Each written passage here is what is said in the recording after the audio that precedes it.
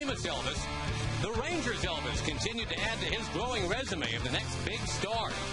Hitting it bat more mature than his years, Mr. Andrew and got the homestand off to an electric beginning. The reviews are pouring in. Elvis is a smash. He appears through the weekend and hopefully for years to come at Rangers Ballpark in Arlington.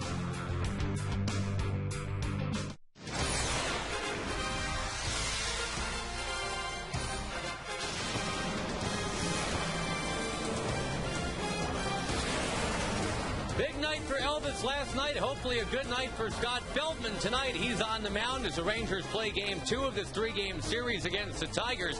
It was a very exciting start to that series last night. The Rangers winning, getting closer to getting back to 500.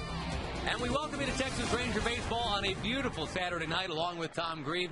I'm Josh Lewin. You know, a lot of Ranger stars now starting to emerge. We got to see Elvis on Elvis Night last night. That was pretty cool. Vladimir Guerrero, and we knew about this coming in. He always is an angel, hit so well here. Now he's doing it as a Ranger. Yeah, and Ron Washington probably did him a favor. He gave him a night off in Boston before the team got back to Texas, and the night off looked like it really helped him the first couple of times up in the ball game yesterday. First time up after homering foul down the left field line, he smokes one to center field about 420 feet. Next time up, he hit the ball just as hard. He just never got it high enough to get out of the ballpark. That was for a double, and he has a .409 batting average in this ballpark. Vlad obviously right back out there tonight. Nelson Cruz, who has settled in quite nicely at this ballpark as well in the Ranger lineup tonight. The Tigers have some guys, though, in their lineup that seem to hit well at this ballpark, too. So a word of caution to Scott Feldman. Mags Ordonez is right there for the Tigers, who are a couple games above 500. The Rangers and the Tigers are coming up next.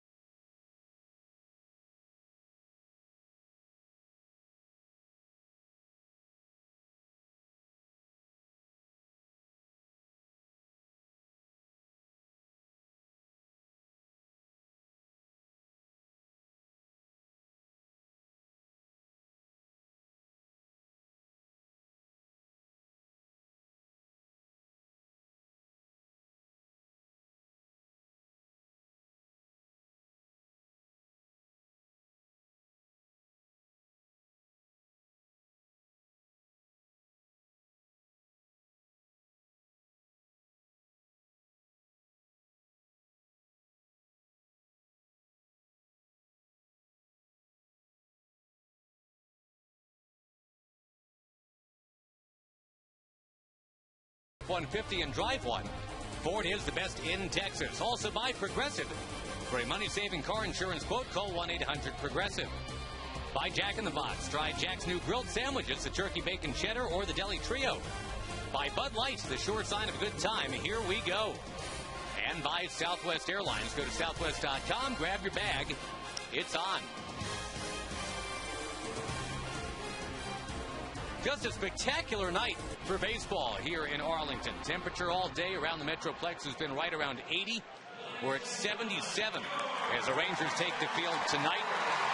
No chance of rain and an up-pointing arrow for the Texas Rangers thanks to Elvis Andrus last night on an 0-2 count, no less, in the ninth inning. He provided the walk-off theatrics, and it dovetailed beautifully with Elvis Weekend at the ballpark. Elvis Andrus bobbleheads being given away tonight. Jerseys tomorrow. The Tigers tonight with the Denton, Texas native, Austin Jackson leading off, the veteran Johnny Damon after that. We talked about Max Ordonez. He's very, very good. So is Miguel Cabrera. Brennan Bosch made his big league debut with a couple of hits yesterday. Then it's Inge and Rayburn, former Ranger Gerald Laird, and former Astro Adam Everett against the right-hander Scott Feldman. And we scout him out courtesy of Suzuki. Well, after two 7-inning starts, Scott struggled in his last start. That was at Yankee Stadium. Didn't get out of the third inning. Only threw 70 pitches, but it was 73 pitches, but it was jammed into 2 1/3. Didn't really have his command, never really got untracked. But maybe after only 73 pitches, it'll make him a little stronger today. 18 wins since the start of 09. That's tied for the fourth most in the American League. Yeah, Scott pushed back because of a stomach bug. And that stomach bug apparently has flopped over to the other clubhouse. Dontrell Willis not making the start for the Tigers tonight because he's ill. Brad Thomas will be going for the Tigers tonight, a lefty that we have not seen before. The Rangers defensively with Hamilton, Bourbon, and Cruz, Young, Andrus, Arias, and Justin Smoke around the horn. Justin made his big league debut last night. Taylor Teagarden still looking for his first hit of 2010. Justin Smoke looking for his first big league hit ever and came close yesterday. I think the big thing, though, as advertised, Tommy had a great eye up there. He saw 18 pitches in his 4 at-bats. Yeah, it's something that he did a great job of at AAA this year. He led the Pacific Coast League in walks. That's, I think, one of the reasons the Rangers were comfortable calling him up so early in the season after only 40 or so at-bats in AAA, the fact that he does have a good eye. It's nice to see some of the younger players providing that, along with Elvis Andrus and Smoke. Julio Bourbon's another thing he's working on, too.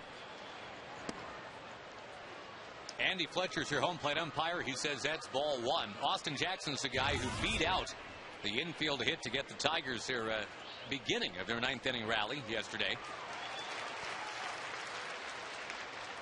The Rangers were up 4-2 and entrusting that lead to Neftali Feliz.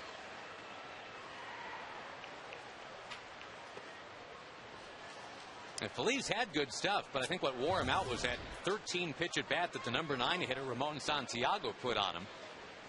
The next 3 batters reached, and all of a sudden the game was tied 4-4. You know, earlier in the season when Frankie had the 2-game stretch of blown saves, Ron Washington remarked, we had to make a change there because Frankie wasn't Frankie.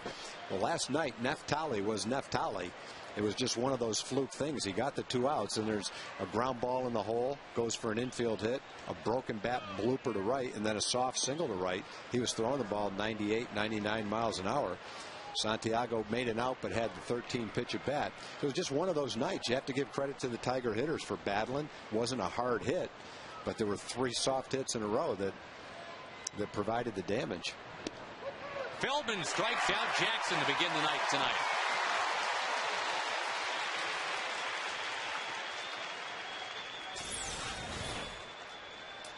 Jackson's leading the major leagues now, having struck out 28 times.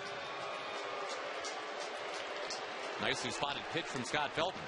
Yep, right at the knees.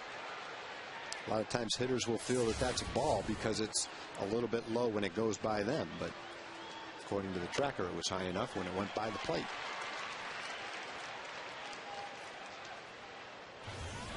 Johnny Damon got off to a tough start this year. He was 0 for his first 14.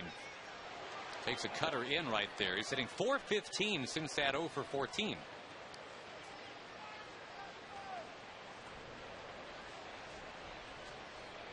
Late in the winter, veteran pickup for the Tigers. We talked about this a bit yesterday, Tom. It's funny because Damon was about to yield the right of way to Austin Jackson in New York. And now they end up in the same outfield in Detroit.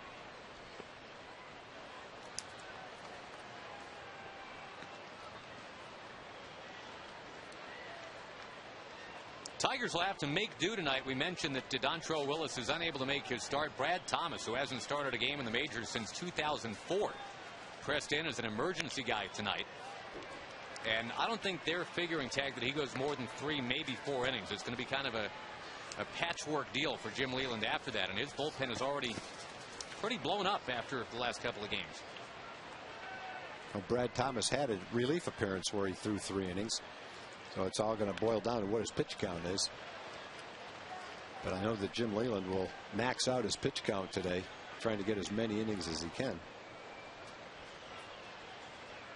Not only has the bullpen been used a lot, but he is a part of their bullpen. So now there's only 6 guys instead of 7. Damon takes, and that one's ball 4. Feldman had walked only 1 in 14 home innings this year, but there's Damon strolling to first.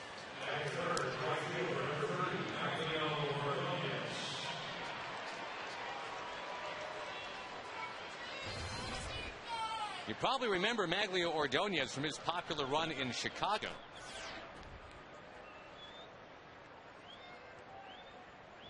Kind of a budding young Edgar Martinez for the Chicago White Sox for a while. And he's not young anymore. And it definitely brings some thump into the middle of that Tiger lineup. Just a handful of hits away from 2,000 career.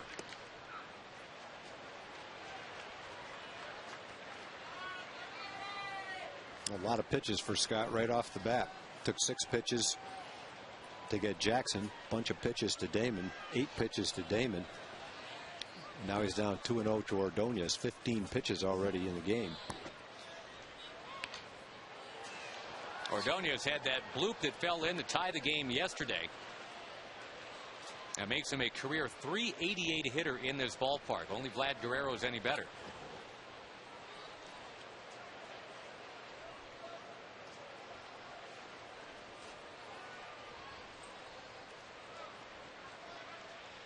Got the infield, a double play depth. Wave and a miss by Ordonez. Good fastball.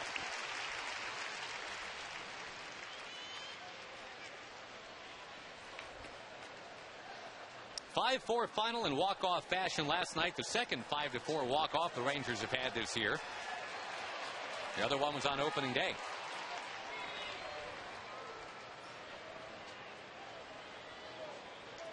And the man who provided the walk-off on opening day, close to rejoining the Rangers, Jared Saltalamacchia.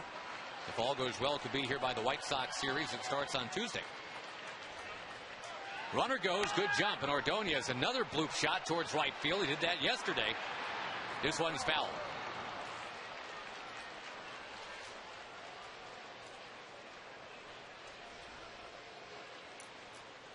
You know, 8 of the Rangers' 16 games now this year, Tom, have been decided in the final at bat. So, I mean, there's been no shortage of drama in 2010. Not necessarily all of them walk-offs, but meaning that the team that won was able to get that win the last time they batted, whether it was in the bottom of the 8th or in the 9th. I think Tim McClelland is talking to Scott about when you can go to your mouth, when you can blow in your hands. That's a veteran crew chief. And rather than calling a ball and disrupting the game, he went in and I think headed it off before it happened. Might have seen Scott do it. Another deep count here to a Tiger hitter. Everybody's had a full count so far.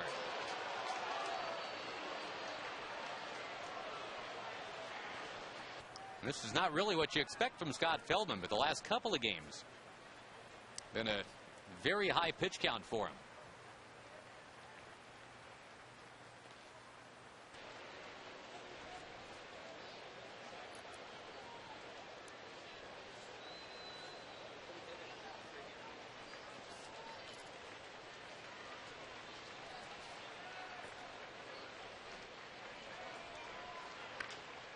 That bloop is not happening. Arias grabs it and had an option there to let it skip if he wanted it to. Yeah, he could have short hopped it and probably gotten a double play. That's what I'm thinking. But the problem is that's a tricky play. If you go to short hop it and the ball's got a lot of spin and it kicks off your glove in a strange way, then you risk maybe having 2 men on. So if there's any doubt that you can do it, then you better catch it. But if he comes in and waits just a little bit and short hops it, then it's a ground ball and turns into an easy double play. But not a simple thing to do when you're going after the ball if you're not sure that you can do it. Here's Miguel Cabrera now. Now for Feldman, tag, it was 20 pitches to get through 3 batters. And Cabrera's a guy that can work you over a little bit too.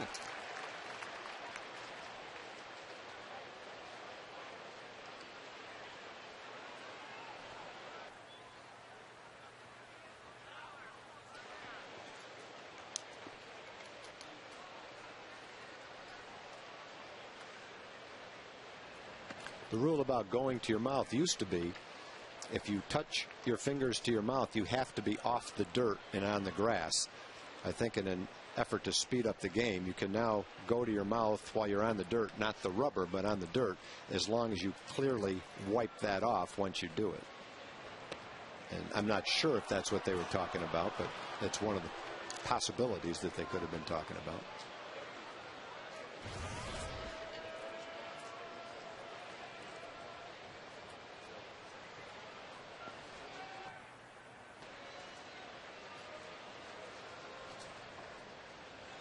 The 2-1 delivery, and here again, Feldman really having to work for it. 3 balls to strike to Cabrera, who's 5th in the league in batting average, number 1 in RBI.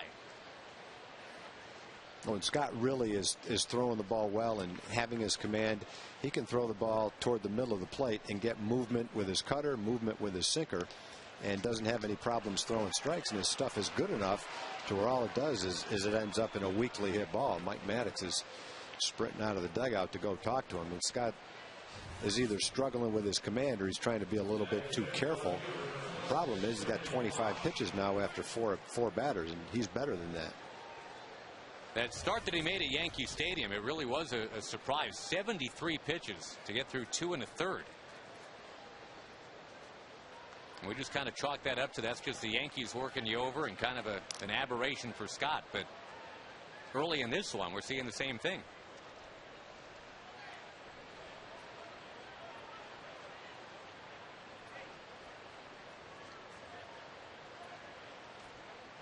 Brennan Bosch will be the batter. He was called up yesterday from the Toledo Mud Hens. That's the AAA affiliate for the Tigers. He was leading the International League with 17 runs batted in.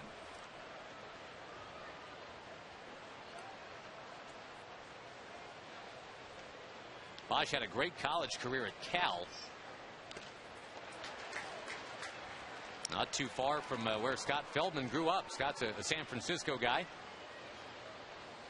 Cal, beautiful Cal campus in Berkeley. Scott ended up in college at the College of San Mateo, where John Wetland went as well. Where Keith Hernandez went. Where John Madden went.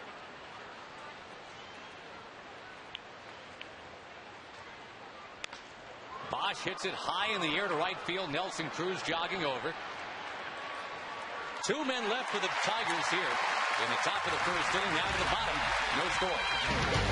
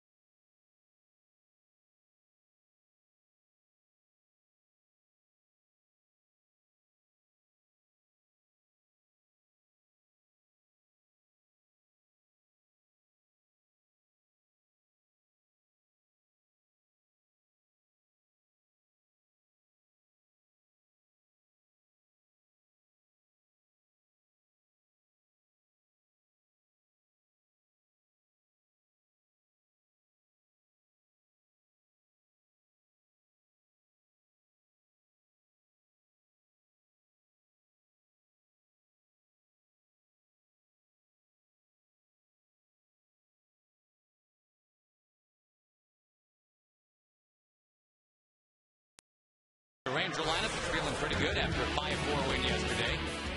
Anderson, Young, Hamilton, and Guerrero. That's part of your Southwest Airlines batting order. Glad Guerrero teeing off against lefties. Cruz and Smoke, Arias, Teagarden, and Bourbon. And for the Tigers, tag your run-of-the-mill Australian-born lefty who pitched the last 2 years in Korea. That's Brad Thomas. Yeah, he's had some experiences as a minor league pitcher. He's pitched in Japan. That's not the minor leagues. That's the big leagues in Japan. Korea, a lot of innings in the minor leagues. It's his first start in the major league since 2004, and he's only getting that start because Dontrell Willis is ill. Now, the Rangers have struggled this year against left-hand pitching. But Thomas, let's face it, Thomas struggled against the American League so far here in 2010. His ERA is north of 7.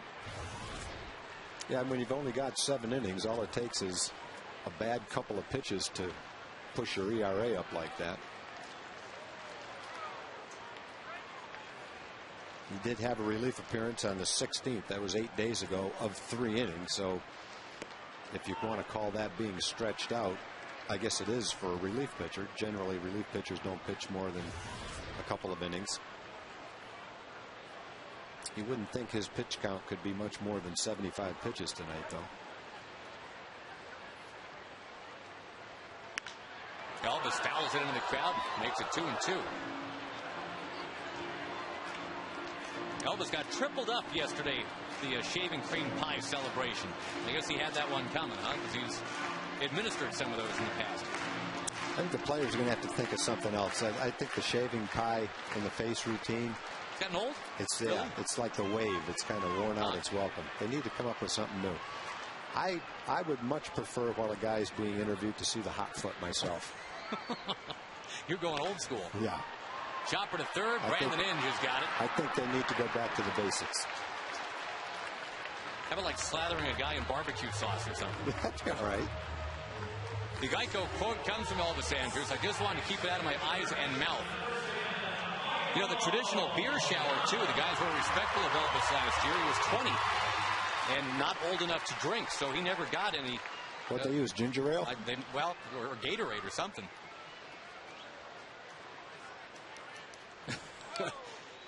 But yeah, the triple for Elvis yesterday during the interview with Jim Knotts, who by that time had changed out of Elvis wear. Jim looked pretty good as Elvis Presley yesterday, didn't he? Yeah, I loved his routine with the other Elvis guys. Jim was like the donuts. And yeah. Jim had the voice down pretty good, too. Base hit, Michael Young to right field.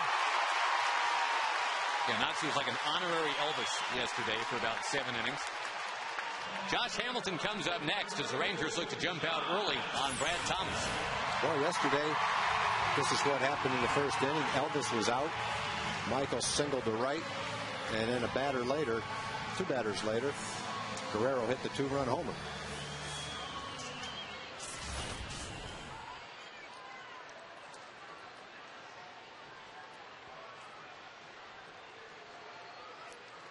Josh Hamilton has the 1 home run this year. That was in Boston. A screaming line drive that got out to center. Remember how quickly Josh Hamilton got out his first year as a Ranger back in 08. He had that April that was historic.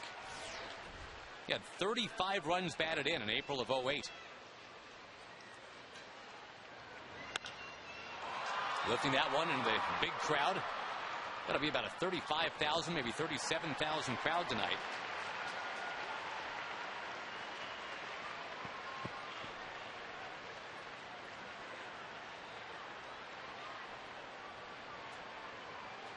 There was a pregame concert from Third Day out on the North Lawn. That was a very well-attended concert. Sure looks like most of the concert goers have found their way into the ballpark by now.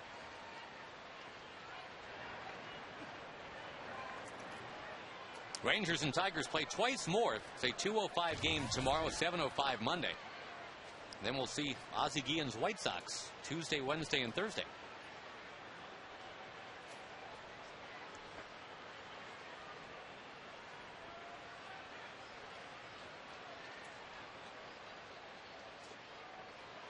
Knocked down by Gerald Laird, who has found himself quite a nice home after being dealt from the Rangers last year.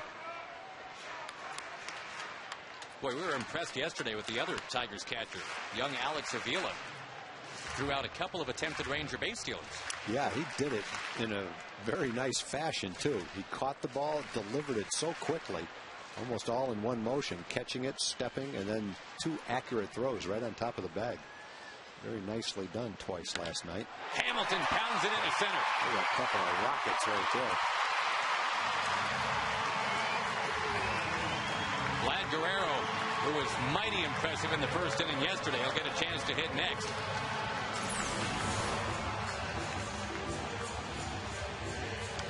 That's the part of the strike zone the hitter loves to see the pitch in. Is it too early for the call? I mean, this is not to get cocky or anything, but you can make the call on the first pitch if you want. There's no rules. Wouldn't that be something? Just here's your starting lineup, brought to you by Southwest. And by the way, first pitch, Elvis leaves the yard. No, I haven't done that one yet. The early favorite for the race. In fact, if you get one, you probably got a pretty good chance to win. But Vlad was trying to hit that one of the offices out there in center field. Strike one.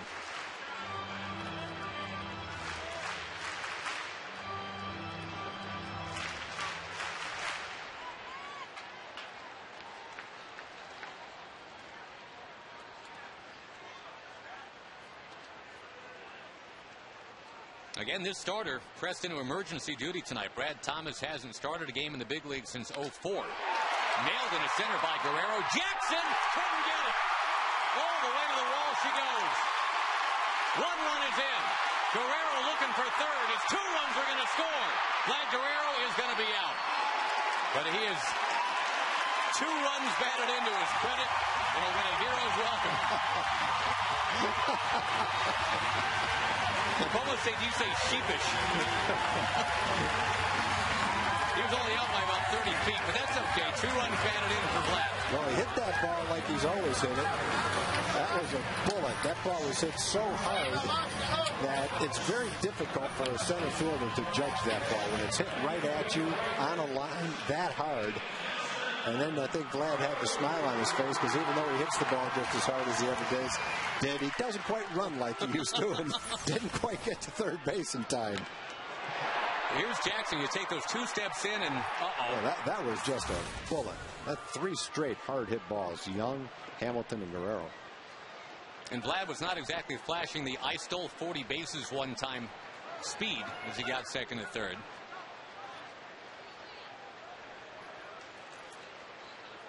But it is 2-0 Texas in the first inning for the second straight night. Yeah, both compliments of Vladimir. Last night it was a 2-run homer.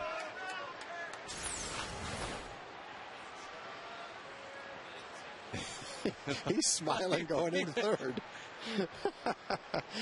He's going, why did I go to third? It is a double and 2 runs batted in. That is the scoring. And you're right. I mean, it's like he saw the ball waiting for him. And it's like, well, this is going to be unfortunate. Let's just get this over with.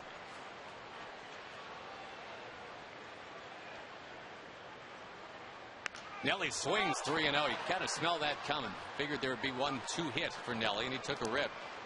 Vlad now trying to explain to our viewing audience what happened there.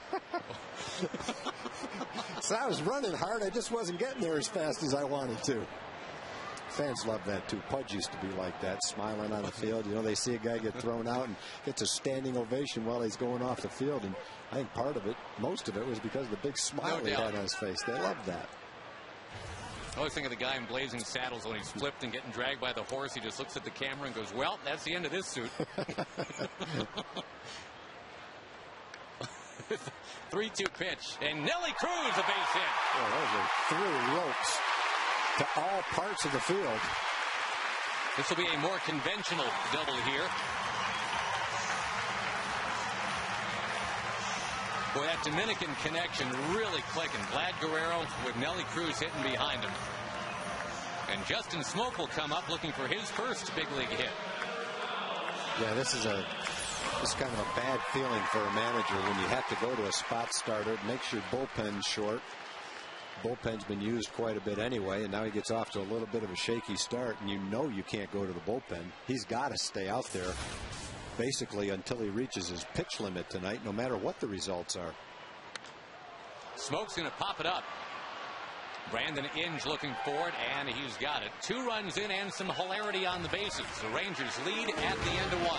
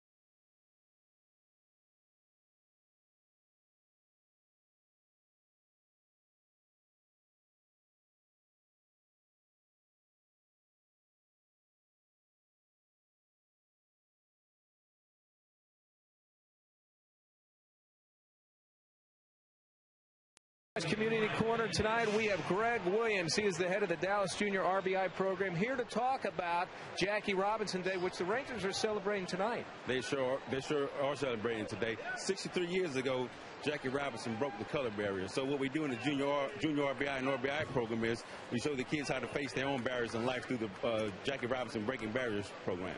Well, that is excellent, a great organization, and you're doing a great job in the city of Dallas. For people who want to get involved, what do they need to do, Greg? Contact me on my phone, 214-243-1554, or visit the website, www.dallascityhall.com. There we go. Having a good time. You guys have anything you want to say, huh? There we go. All right, Josh. Thank you, Jim, and welcome. Brandon Inge has just placed one over the glove of Joaquin Arias for the first hit off Scott Feldman. And by the way, Ian Kinsler, the update, things continue to progress. And the hope is that Ian will be ready for the upcoming road trip that the Rangers have next week to Seattle.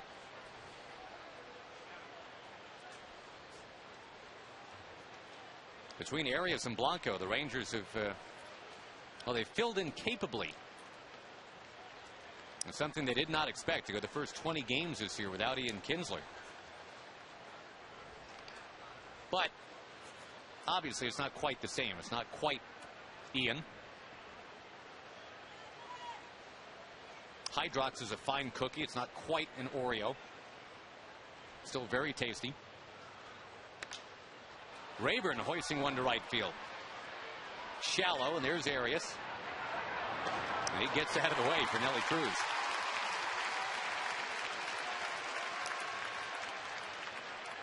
You know, it's interesting with Joaquin Arias, Tom. Here he is this many games in, 17 games into the season now. He's still hitting .350.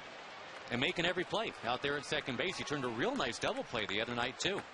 Yeah, you're right. Both of the second basemen have filled in well, but it's not a slight to them. The fact of the matter is, when Ian's playing the way he's capable of playing, there's not 5 or 6 guys in the league better than he is. He's a dynamic player with power, with speed, with range. He can make a difference in all facets of the game. So no team is at their best, obviously, when they don't have a player like that in their lineup. And no matter who you put in their place, it's not going to be the same kind of player that you're missing.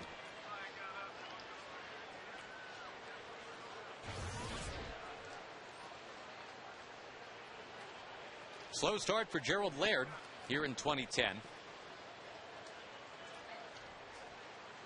He had a couple of real solid years for these Texas Rangers.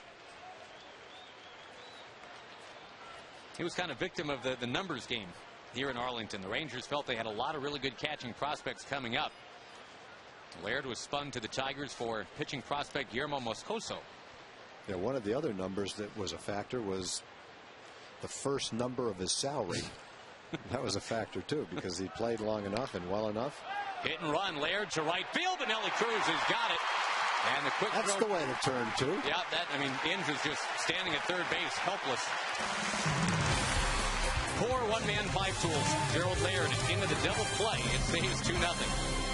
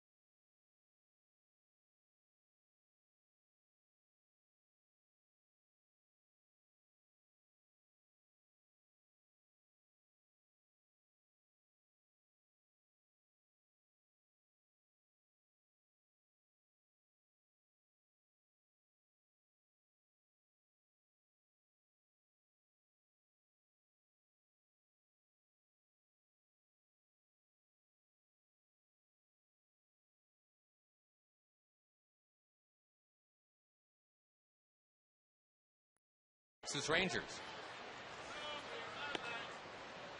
Mr. Take the first one, Joaquin Arias. 42 plate appearances this year, and Joaquin Arias is 41 times out of 42 taking that first one.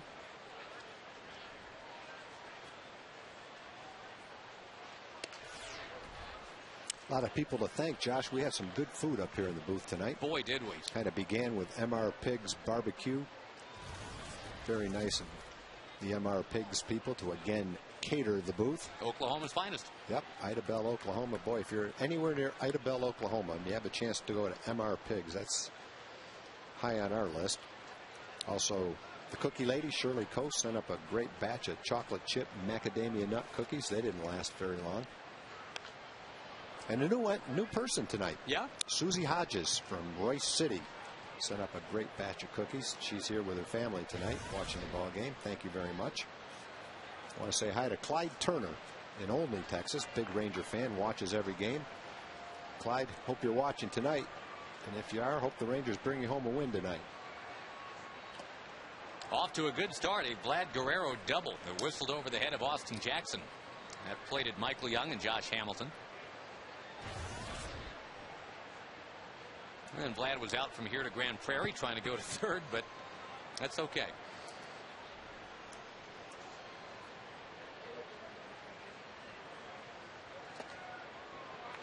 Inside to Arias.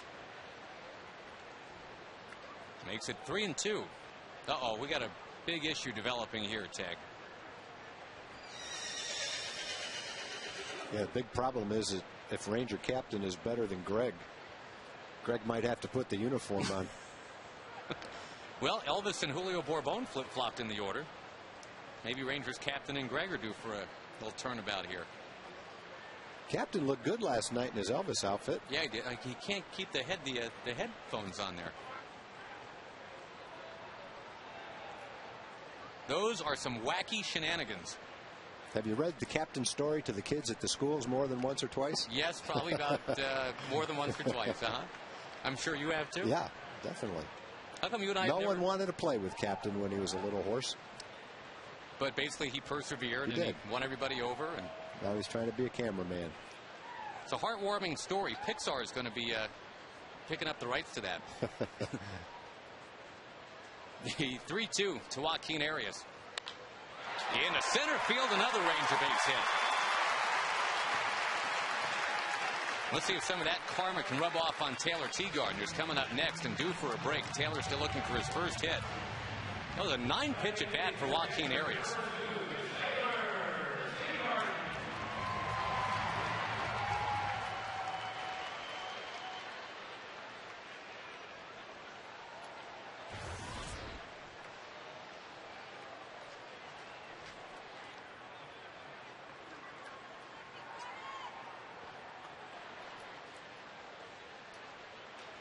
See if this one sets up for Taylor.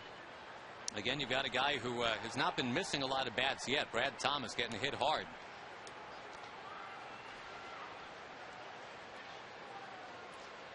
And Taylor Teagarden has watched Matt Traynor take over a good bit of the playing time.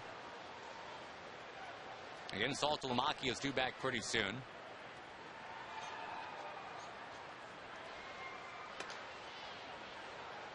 The defense has been there for Taylor, though, the whole time. Obviously, you don't wish an 0 for 22 on anybody, especially not a great guy like Taylor Teagarden, but you can still help your team in a lot of other ways, especially if you're a catcher. And he handles that pitching staff very well.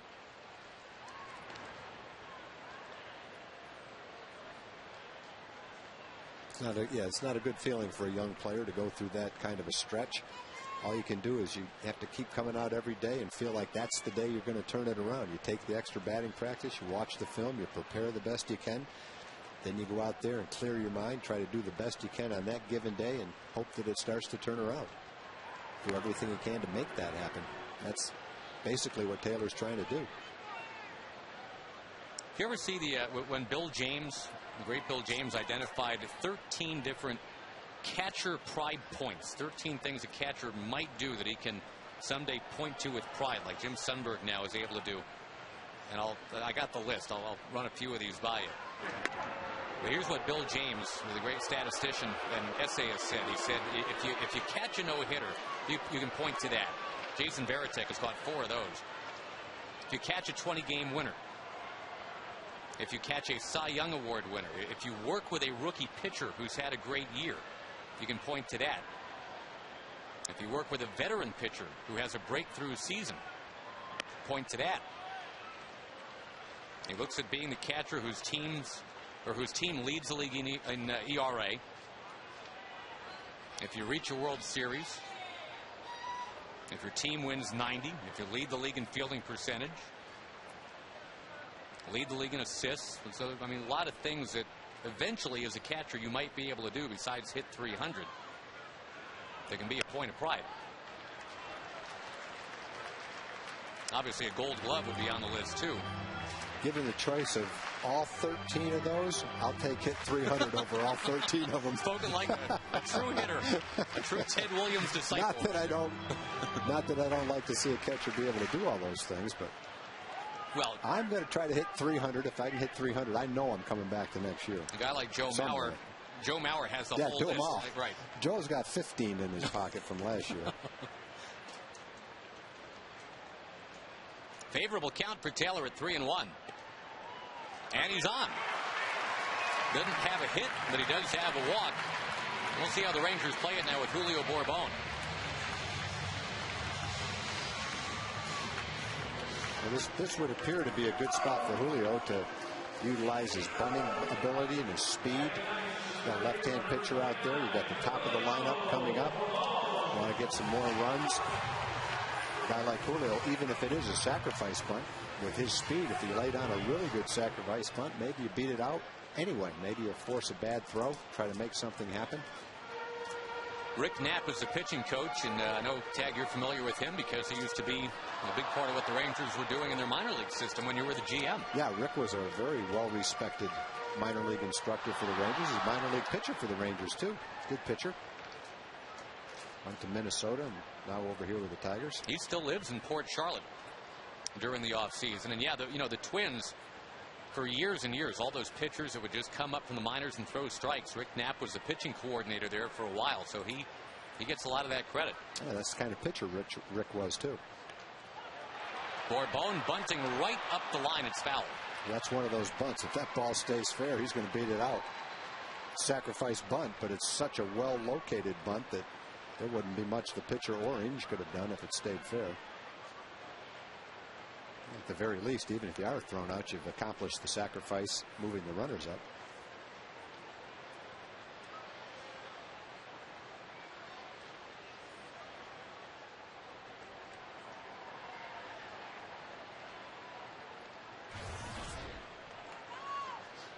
We talked about the flip-flop in the pregame show. Bourbon has hit better since being moved to ninth. Elvis Andrus has hit better since being flipped up to first. I think kind of like the Neftali Feliz Frankie Francisco situation, Tom, because, they flip-flopped roles as well. You don't say it's anything close to a permanent fix. It's just temporarily. That's the reworking the Rangers have done, and it seems to be working out for everybody concerned. No, I think eventually, if these two kids develop into the kind of players that everyone thinks they will develop into, they're both top of the order guys. Someone else will be hitting ninth. There's the bunt, and it's a beaut. Brandon Inge will fire. It's close. He got him. Well, it took a really good play by Inge. He almost ran into the pitcher. It's a sacrifice bunt, but it's a sacrifice bunt where you had a chance to get on base yourself. Inge is some kind of athlete. He makes a great play. That's not an easy throw to make. You have to have good athletic ability and a strong arm to throw the ball across your body like that hard and that accurately. We've gone through the laundry list before of all the things athletically that Brandon Inge can do, and I know that the one that always impresses Tom Grieve is he can hit a golf ball 400 yards. Not consistently. I hate people like that. They say very consistently 370.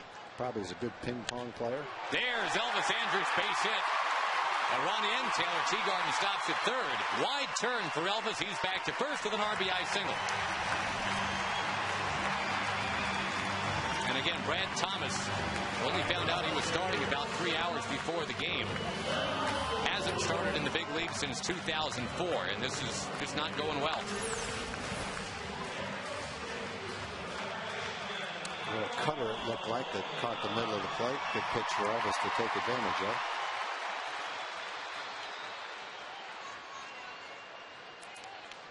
And good spot for Michael right here. Still only one out. Tigers playing back in double play depth.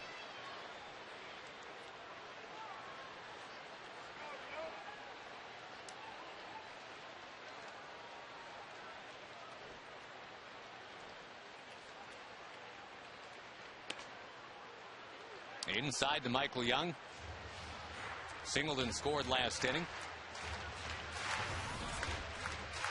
What do you figure? I know Thomas is a lefty. He throws over there a lot. I haven't seen a great move yet, but do you run up 3-0 here? I favor staying put and let Michael hit the ball rather than take a chance on letting him get an out on the bases right here.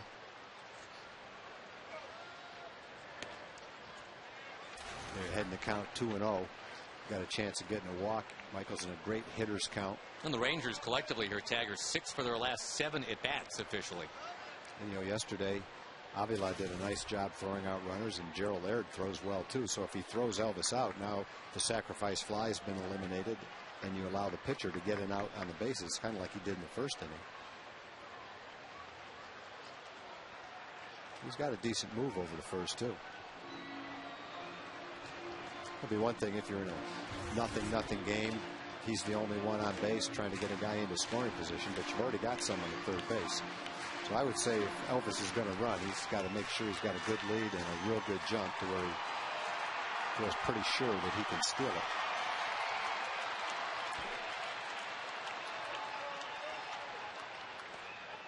Down and in, 3-0. And Josh Hamilton on deck. Do you turn Michael Young loose on 3-0? I'd have no problem with Michael swinging right here. Try to get a good pitch. Drive the ball to right field like he does really well.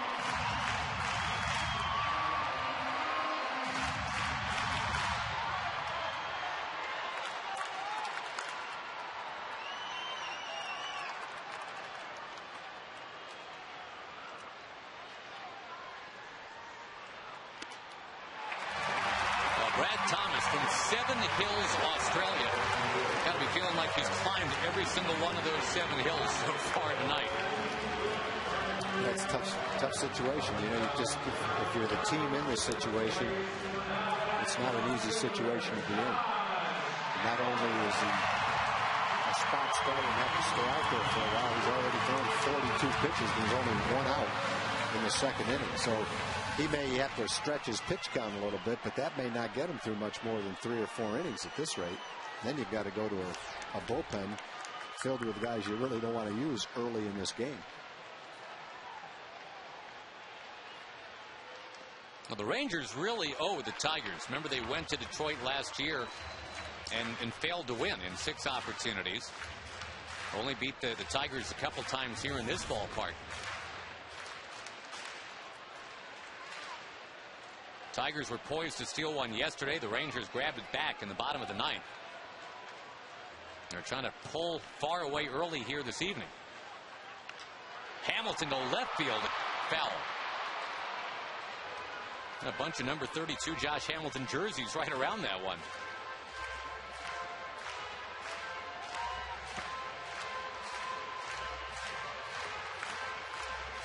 I'll say. I mean, that's one of the, I love that. I mean, and you see a lot of that with Ranger fans now. They've picked their favorite guy and they represent. Tigers had a marketing campaign a couple years ago. Who's your Tiger? Pick a guy and stick with him. And certainly if you have followed the career of Josh Hamilton, the amazing story that he's put forth, you understand why a lot of people would kind of ride that wave. And, you know, if there's a who's your Ranger, you've ever been through something, been down and had to pull yourself up, I think a lot of people identify with Josh.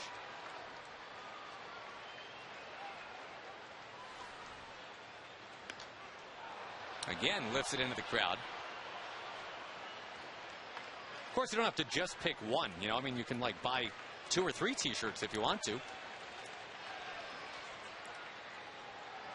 Tell you, I've seen a lot of number 27s pop up off that last homestand. Vlad Guerrero's become very popular very quickly.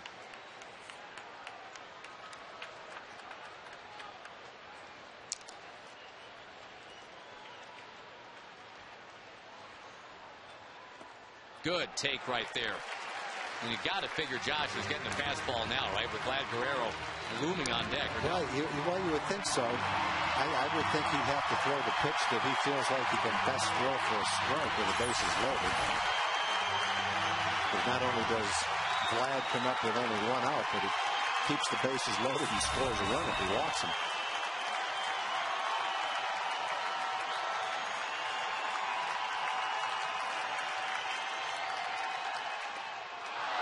Not the fastball. Hamilton is out. Well, good job. He felt like the slider was the best pitch that he could throw, make a quality pitch and get it out with, and he executed it. Very nice pitch on a 3-2 count. And I'm sure Josh was looking for a fastball.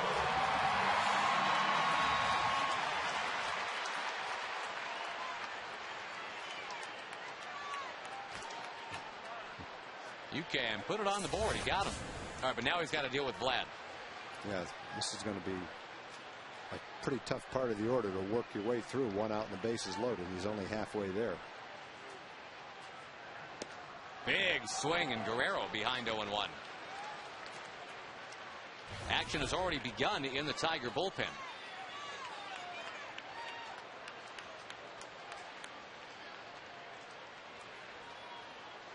Eddie Bonine. Now Thomas is going to be at 50 pitches. And for a spot starter who's thrown 3 innings once this year, not sure how many more pitches is in his pitch count. Might be 75. On your Ford leaderboard, at this ballpark, which has been open since 1994. It's Guerrero, then Garcia Parra, Mags Ordonez, Salmon and Ellis. Salmon Ellis.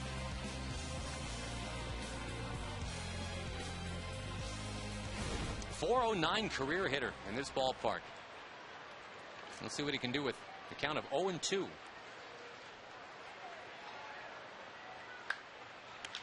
On the ground, deep in the hole, it's short. No play for Everett, and the Rangers score again. It's a 3 RBI night for Guerrero.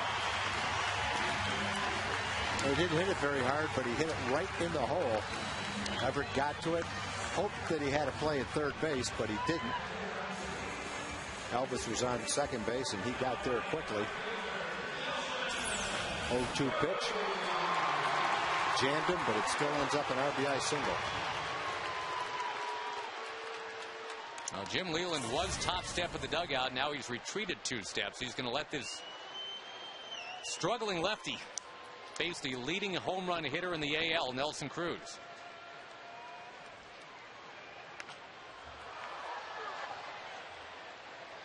Nelson had the pinch walk last night.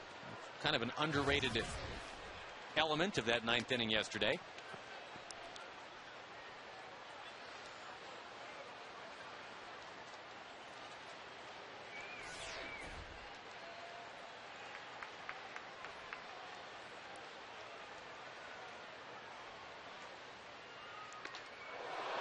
Turns him out of the way. 1-1.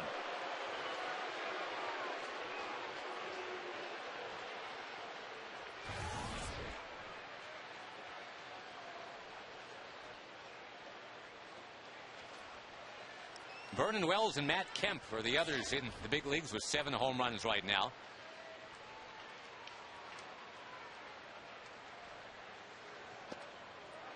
And Nelson Cruz checks his swing. They want an appeal down to first. Adrian Johnson says it is 2-1.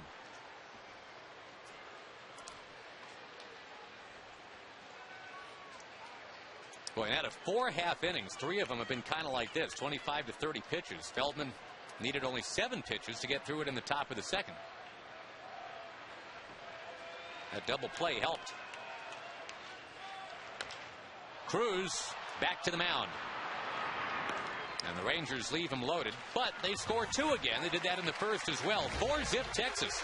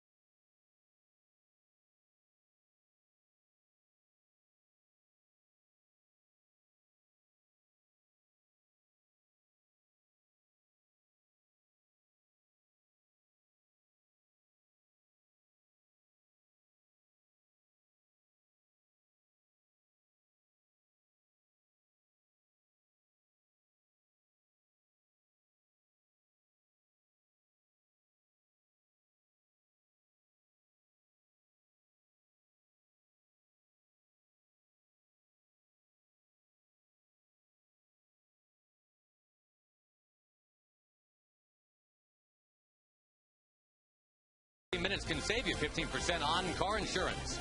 By AT&T, see what's new from AT&T. Visit att.com for details. And by Whataburger, just like you like it. On a beautiful night for baseball here in North Texas, Scott Feldman staked to a 4-0 lead. The Rangers have 7 hits already. They don't have any home runs yet, but they've got a 4-0 lead. Adam Everett leads off. This is a weird one, Tom. I know it's, only April still, but the Rangers are 12th in the American League in home runs, and they are first in stolen bases. And you just kind of have to let that one sink in for a moment, because we're talking about the Texas Rangers. For years, a slugging team. Wasn't always about the base stealing. You talk about a paradigm shift, leading the league in sack bunts and steals. And obviously the home runs are going to get there. You've got Vlad Guerrero and Josh Hamilton and Nelly Cruz, etc. But as of right now, that doesn't look like the snapshot of a Rangers team that you grew up with. It probably won't be a snapshot of the Ranger team that you finished this season with either. Last year at this time, Ian probably had 5 home runs himself. Got off to a great start. He hasn't been in the lineup. So I think the Rangers are obviously going to hit for more power, but they're also a team that has better speed. So I think you'll continue to see Ron Washington run the bases. You got Bourbon and Andrus hitting 9th and 1st. When Ian comes back, he'll be running. Cruz can run. Boy, so right over the bag, a base hit. I think you'll continue to see that facet of the game, and that's great to see. But I think you'll see the power start to come back too. And maybe what you're looking at is a more balanced offense rather than an offense that just relied on the home run. That's a good thing.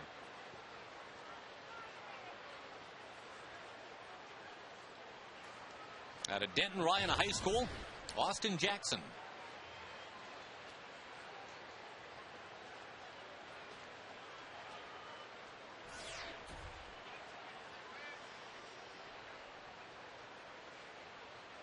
Bunting.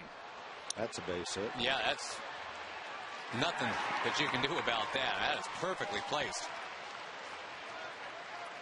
Austin Jackson's having not a Barry Bonds, but a Bobby Bonds kind of season here so far. Hitting about .305 and striking out a ton. Now, the infield grass is thick, plush and thick, so it will definitely slow the ball down, and you can see it on that bunt. Very, very nice drag bunt. The other guy that can do that, maybe we'll see him try that tonight, is Gerald Laird. He sure did as a Ranger pretty well. 2 on now for Johnny Damon.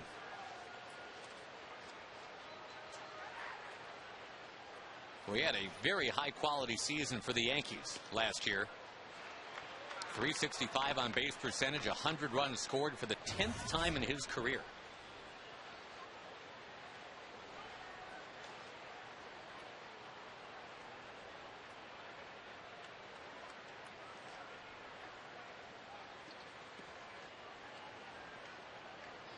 He kind of reasserted himself into national consciousness in last year's postseason, especially that World Series game where he stole 2nd and 3rd on 1 pitch.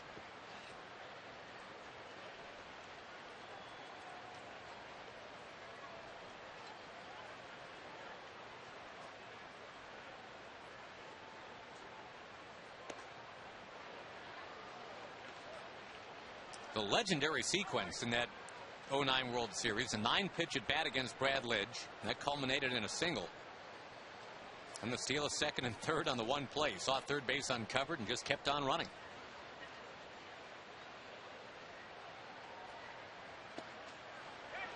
Cutter, and he went around. Mike Everett said so.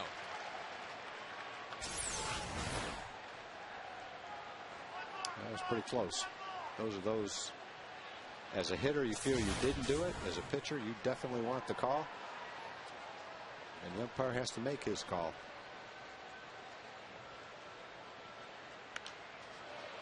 In the crowd.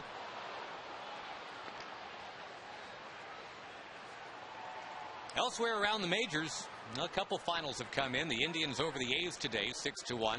Fausto Carmona goes to 3-0. Boy, he's looked great, huh? Yeah, the only game he didn't win starting was the one against the Rangers, where he went 8 innings and only gave up 2 runs. Reverting to the form that he had a couple years ago when he won 19 games. The Yankees got a real nice effort from Andy Pettitte tonight. Or today, I should say. He struck out 8. And the Yankees beat back the Angels 7-1 in Anaheim. It's a good day for the Rangers to win. Everybody in the division lost already. Yeah. Yeah, the Mariners, too, on a walk-off.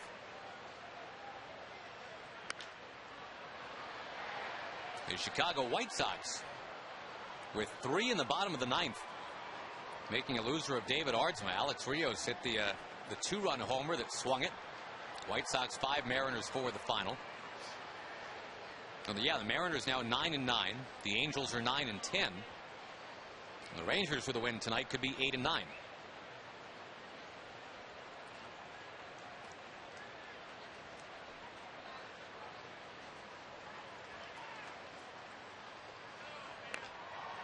Damon has been up there a long time. That was in the first inning, too. There's the up-to-date AL West and Jack-in-the-Box standings.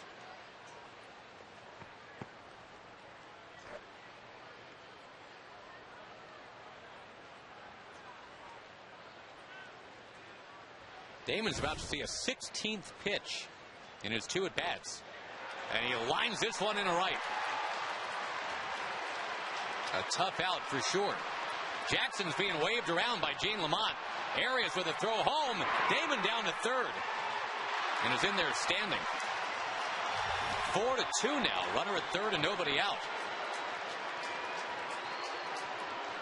And keeping in mind that Feldman did not get out of the third inning in his last start. It's one of those games where it feels like the Rangers have been up forever with men on base, 7 hits the whole game, yet it's now a 4-2 ball game with nobody out and a man on third base. Tigers have quickly just gotten right back into the game with 3 straight hits. Single up the middle, a bunt, and then a rope down the right field line. Well, the Rangers had those bases loaded at bats in the second inning from Hamilton and Cruz and could not score off of those. It looked like the Rangers were just going to run away. But when Hamilton and Cruz did not come through, now here are the Tigers, and they're absolutely in this thing now, 4-2.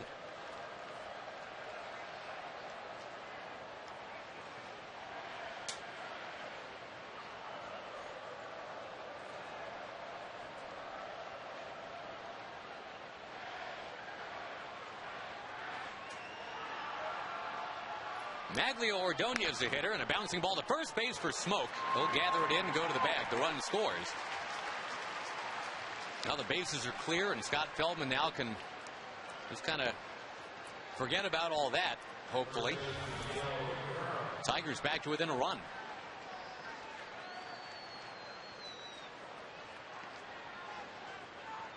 Well, and give Johnny Damon a lot of credit, Tom. He worked that walk in the first inning, seeing 8 pitches. Another 8-pitch at bat here in the third.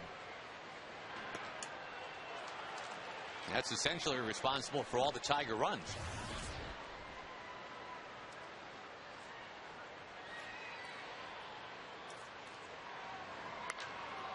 High fly ball from Cabrera deep in the left field. Josh Hamilton back. Doesn't see He it. has no idea where it is, and it's behind him. Lost it in the twilight. And that's going to be a double for Cabrera. And at this time of night, when the sky turns gray, the ball that's been rubbed up and is pretty gray itself blends into the sky. And Josh looked up, had an idea where it was, general vicinity, then lost it. And watch him put his arms out right here. Where is it? Looking for help, but there's nobody in the middle of left field other than him. What a lonely feeling that is. Yeah, basically you're sitting there hoping it doesn't hit you in the head. A double for Cabrera. He's now tied for the league lead in those. That was essentially just a fly ball to the warning track.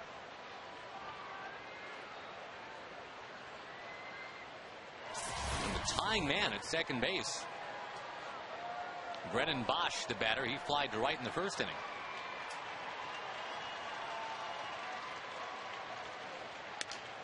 And a fly ball towards center, shallow. Bourbon has got it.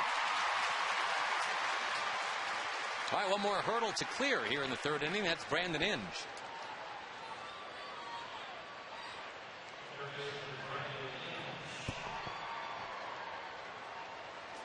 We started talking last inning, Tom, about all the things that Brandon Inge can do off of a baseball field. He's 5'11", but he can dunk. And apparently can, I mean, like reverse dunk and all that. Not just I can jump up and touch the rim. I mean, he can elevate. He was actually high jump 6'6". Had at a regional track meet years ago. He has kicked a 60-yard field goal at Ford Field, where the Lions play. Wow, that's pretty good. Barefoot, 2 steps, soccer style. Of course, no one was rushing him at the time, but... Has he ever sung the national anthem? That I know of, no, but if he ended up sounding like Michael Bublé, it wouldn't surprise me.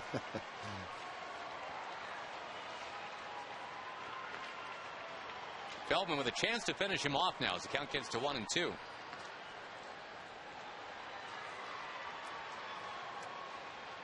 Long toss, they say 300 feet for Brandon Inge. He can hoist that baseball.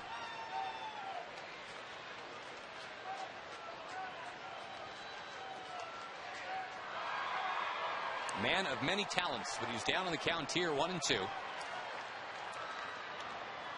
And fouls it back.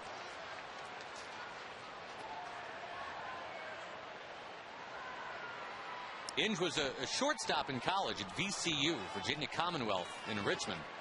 Tigers converted him to catcher. Now he was found a home at third base.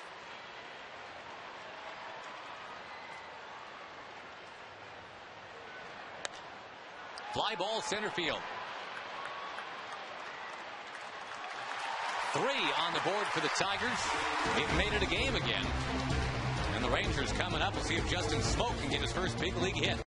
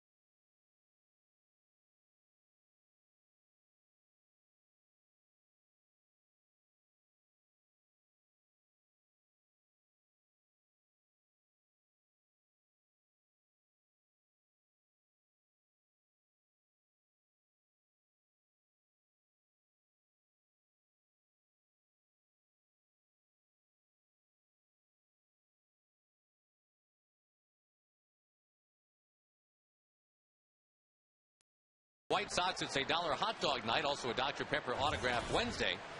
Players and coaches signing autographs out in the concourse from 5:30 till 6. 972 Rangers, the number to call to get your tickets, or go to TexasRangers.com. Ramon Santiago's in the game to play short now. Adam Everett is out. We don't know why, but we will endeavor to find out. Justin Smoke still looking for his first big league hit, and he rolls out to Santiago.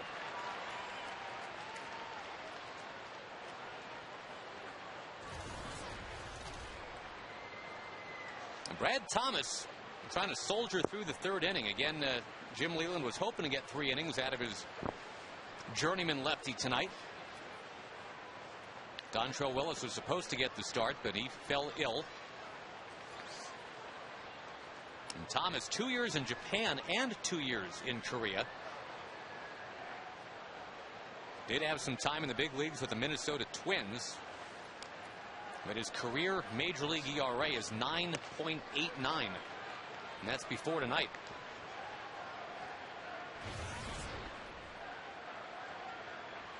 That's when Korea seems like a capital idea, I guess.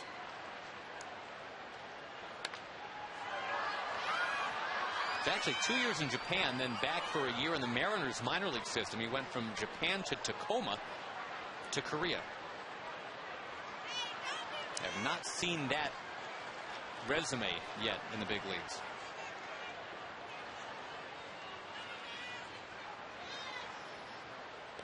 Arias taking downstairs, 2-2.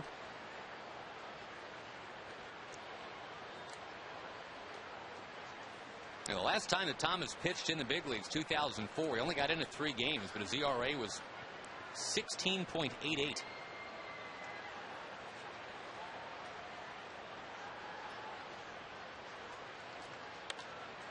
High fly ball from Arias, way up.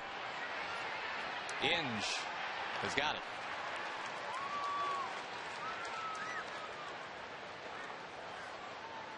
That's why Gerald Laird can't wear that number 15, by the way. It's because Brandon Inge has had it for a while with Detroit.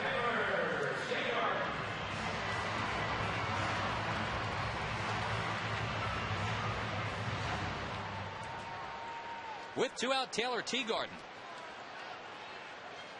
drew a walk in that 2-run second.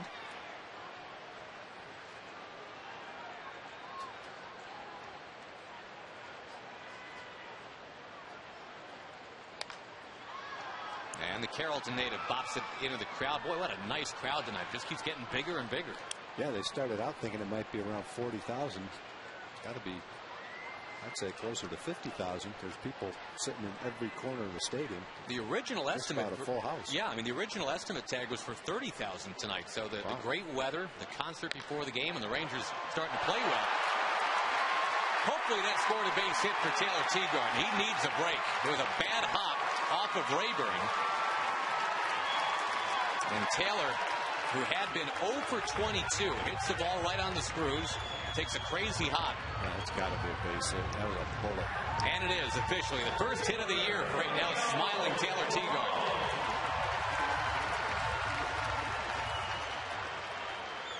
Well, that's a lot of weight off the back of Taylor Teagarden, and the hop right off the hip of Rayburn.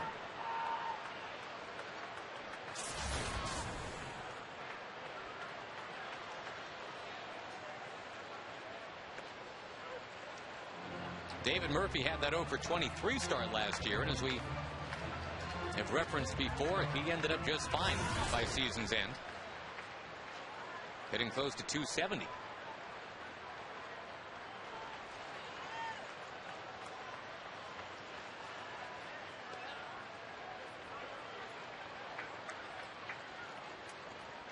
Bourbon dropped down the sack bunt. Helping out the Rangers get the 2 in the second.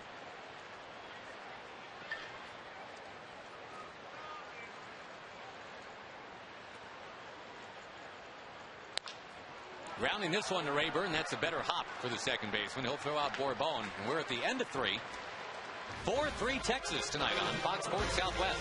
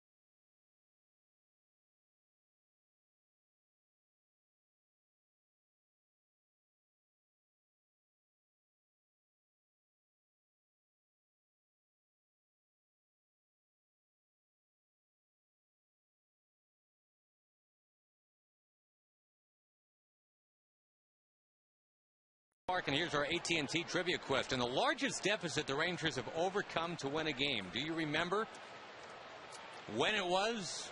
What happened? I'll give you the details in the bottom of the fourth inning. Well, it's a great view, that Coca-Cola Sports Park. Somebody just went deep.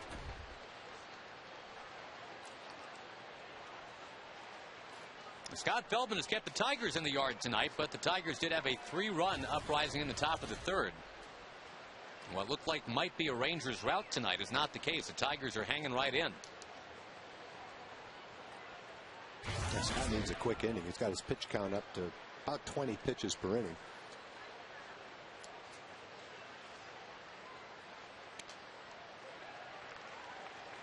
Bottom third of the order that he's facing here. No word on why Everett left the game. He was the third scheduled hitter. Santiago is in there instead now. He started the inning off where they had the big inning, where the base hit up the middle and scored a run. Don't know if something happened to him while he was running the bases or not. As many people as we've seen getting sick early in the season, I guess that could be a possibility. Dontrell Willis was scratched because of that.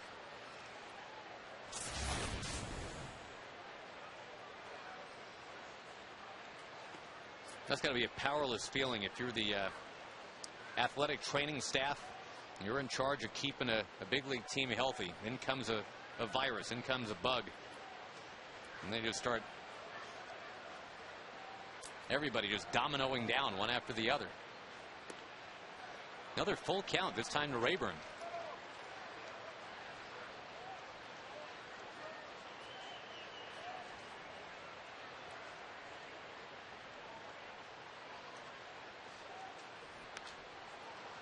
The Tigers came in tonight at 9-8. The Twins lead that AL Central. They started the day at 12-5. They're losing tonight, though, the Twins, 5-1 in Kansas City. That's in the third.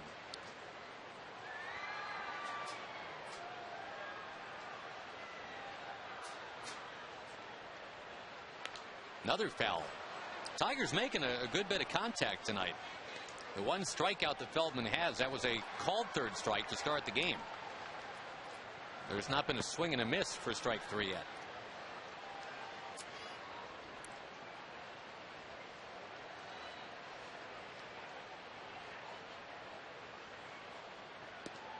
That's a little low. So the tying man is on. And the Tigers considered bunting with Gerald Laird, do you figure? He's a good bunter. I wouldn't think they would sacrifice bunt. He might try to drag a bunt. Michael's going to play in the third base just to make sure he doesn't do that.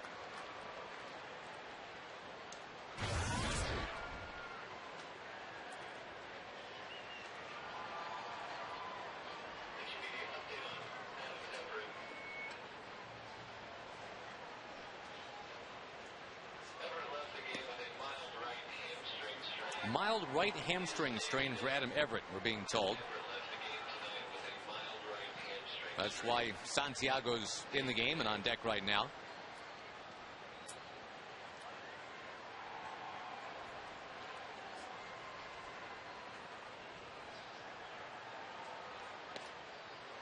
Well, no sign of the bunt, and Feldman continues to struggle a bit with the location tonight.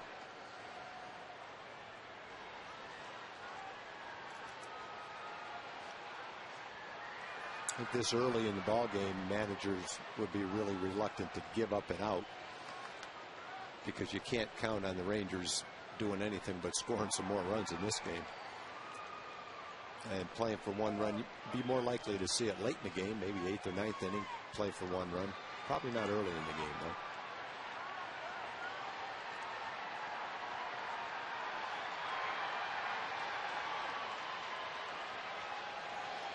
Young stays in on the grass.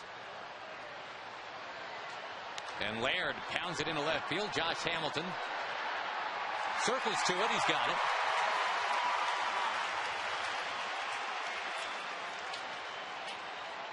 Well, and since we're on this theme of the Tigers seeing a lot of pitchers tonight, I guess it's appropriate that Santiago becomes a batter now. That really wasn't a bat for the ages last night in the 9th inning. The fans were on their feet. They were just looking for that second out, and they got it. I mean, the 13th pitch, it's a broken bat pop up to second base, but from there everything just fell apart.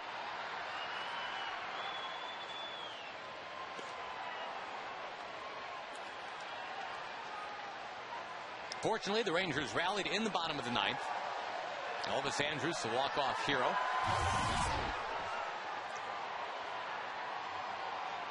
That was a game that Rich Harden started and lasted only 4 1/3. As we talk about bloated pitch counts, Tom, obviously that's a big concern as Harden now is at 22 pitches per inning on average. Yeah, you just can't have one of your starting pitchers every time out force the bullpen to throw 4 innings or 4 or 5 innings in a game. It takes its toll, especially over the course of the season. Runner goes, and there's a base hit for Santiago. But the Rangers deked the incoming runner at second base, and that's pretty big. Ryan Rayburn belly flopped into second base. And as that ball got in front of Josh Hamilton, I don't know if they would have... Well, Hamilton might have come up throwing at third base, but it ended up being a moot point because Rayburn slid when he didn't have to at second base. That's why if you're running on a play, look like a hit and run all the way, it's to your advantage to glance in at the hitter as you're about halfway towards second base to find out what happens. Then you don't slide into second when the ball's out in left field. And I think if he was able to pick that up and see it get by Michael, there would have probably been a pretty good chance that he could have gotten to third base.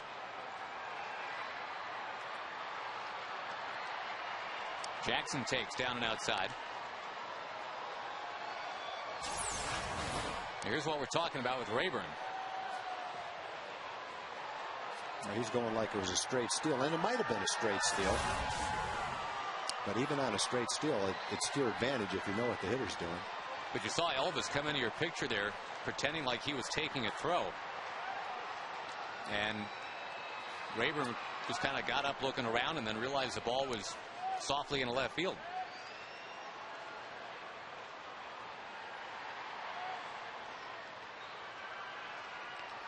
Fouled back by Jackson.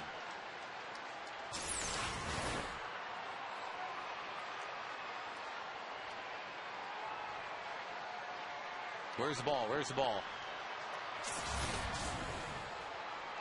That's when you say it was foul. I hope that he runs back to first. That's the all-time deke. Is that cheating or is that okay? I don't think it's cheating. If you didn't look to find out where the ball was, I don't think he looked too favorably at it. I can remember Bob Coluccio stole second base against the Rangers. He was playing for the Brewers back in the early 70s. Dave Nelson was the second baseman, and he told him to move his foot off the bag while he kicked the dirt off the bag. Coluccio took his foot off the bag. Davey tagged him with the ball for an out, and Coluccio started fighting him right out at second base. So I don't know if it's cheating or not, but it wasn't looked at too favorably by the base runner. But that's one that they used to pull in sandlot ball when you're about 8 years old. You fall for that, you deserve it. And one of the great dekes of all time, that one-game playoff between the Red Sox and the Yankees in 1978. Jerry Remy at first base with 1 out. Burleson hits that fly ball, and Lou Piniella lost it in that patch of sunlight. And Piniella acting like he was going to make the catch. And as it turned out, he was never going to make the catch, but that deke kind of figured into some things in that game.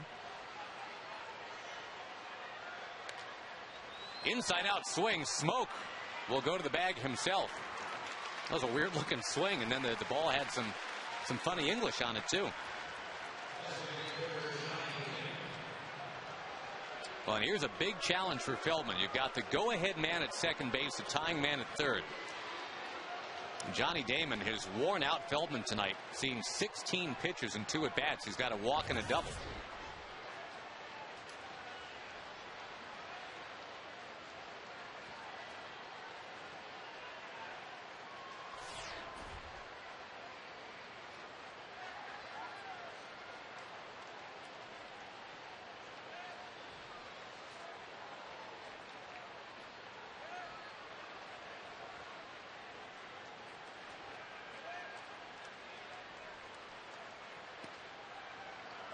Got 14 hits in this game already. 8 for the Rangers, 6 for Detroit.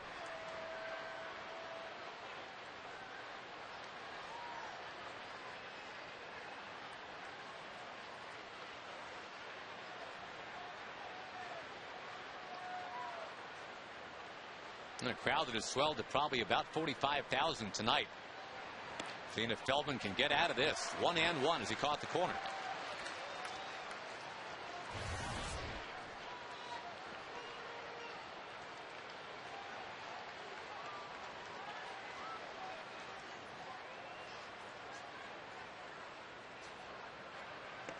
Good pitch that time. Johnny Damon thinking about maybe a fastball, did not get that. And instead he's behind 1-2.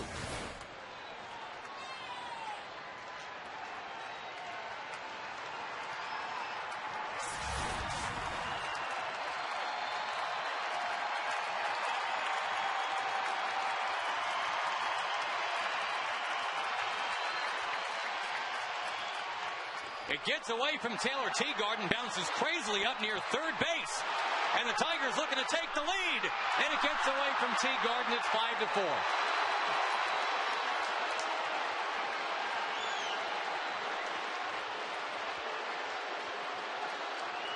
Tried to come back with that same pitch. It had so much movement on it. It escaped Taylor. And the Tigers have come all the way back. Well, you never see a ball hop the way it hopped like that, just skidding up the third baseline.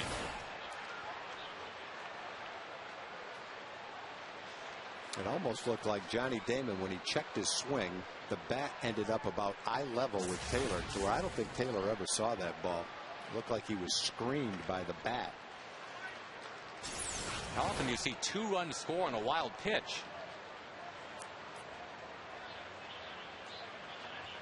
Well, and now they're going to say the second run scores on an E2. It's a wild pitch and then an error on Taylor for not catching that ball thrown in by Michael Young.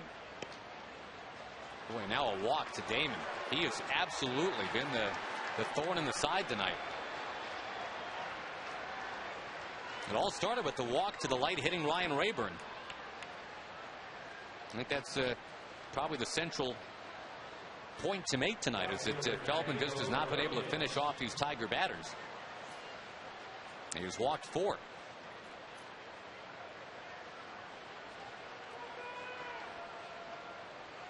It's a hustling play by Santiago, huh? Scored that run. Yeah, he ended up forcing the Rangers to make a play, which it wasn't an easy play for Taylor, because Michael had to throw it quickly and he was close to him. But it was the kind of play Santiago would have been out if Taylor was able to catch the ball. That's why it goes as an E2, and not both runners scoring on the wild pitch. Michael got to the ball, and if Taylor was able to catch it from Michael, he could have tagged Santiago easily. There goes Damon. Taylor Teagarden throwing, and it's going to be too late. What a game Johnny Damon is having. Well, Damon's playing like he's 25 years old.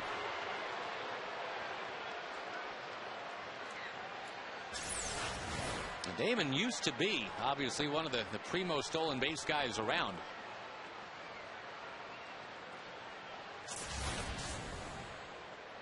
Down to second base here for Ordonez. It's just a game where Scott's not at the top of his game right now. He's thrown 86 pitches in the 4th inning, and his pitches don't look as crisp as they normally are. He doesn't have the command that he normally does, and the Tigers are battling him up there. They fouled some pitches off. They're making him throw strikes, and there's just too many pitches out of the strike zone. He's not able to finish the hitters off. He's not getting the ground balls that he normally gets with his sinker. It's kind of been a struggle for him. Remember, he had walked only 1 batter in 14 innings at home coming into this start. He's walked 4 batters tonight in 3 2/3.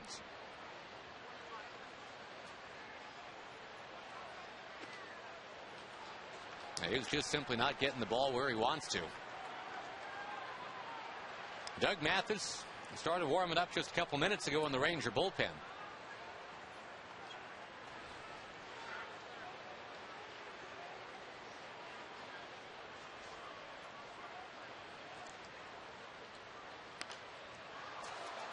Now the count 3-2. And remember, the one strikeout that Scott has tonight, that was Austin Jackson, the rookie, who took a called 3rd strike on a full count back in the 1st.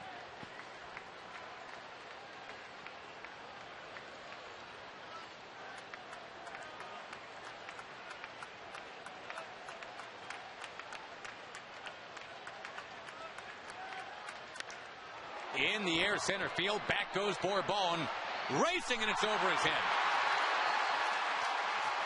6-4 Detroit. And again, that put-away pitch just isn't there for Scott Feldman tonight.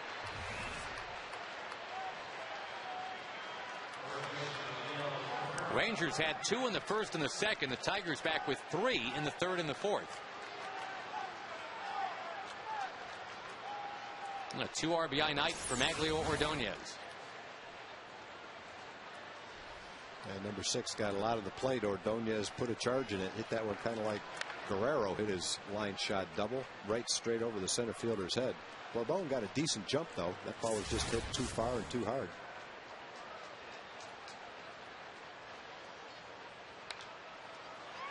Cabrera goes after the first one, fouls it into the crowd.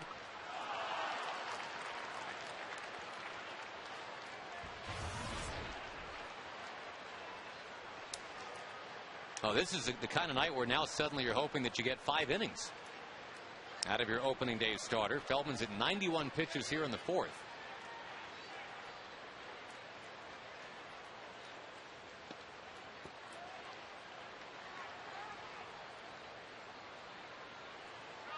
Well, the Rangers had a comeback win yesterday. Going to have to rev that one up again tonight.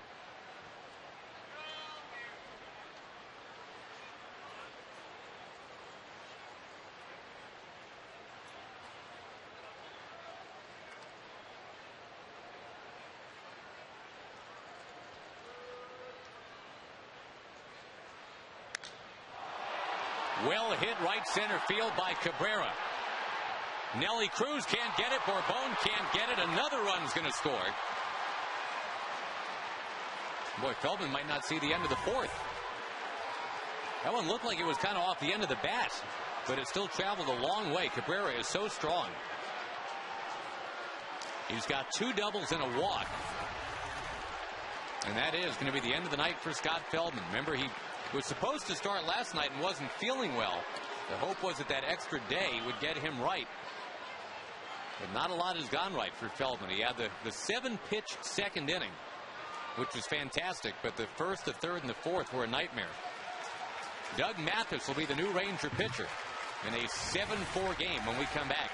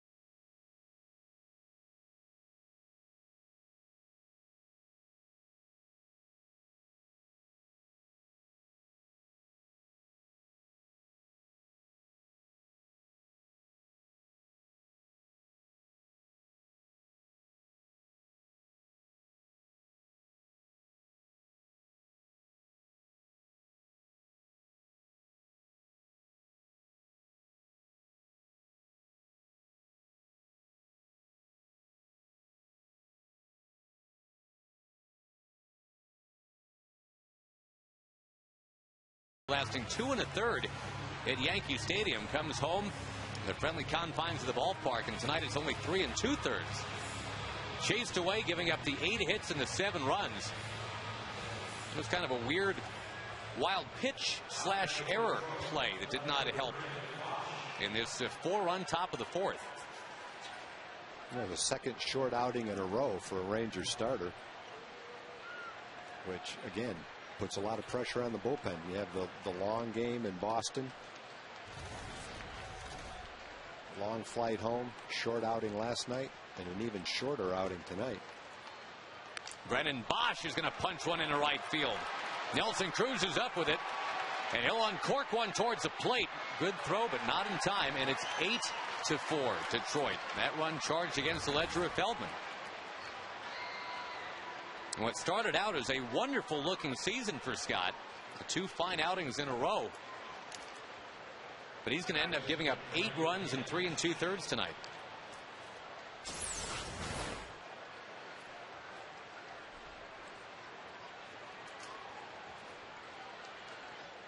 The first big league RBI for Bosch. That's 4 straight 2-out base runners for Detroit.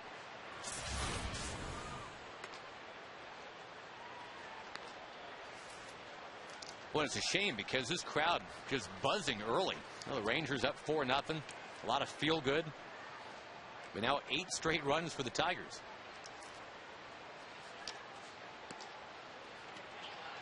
Well, the Rangers, it looked like in the second inning, had a great chance to have this kind of an inning, a 5 or 6 run inning.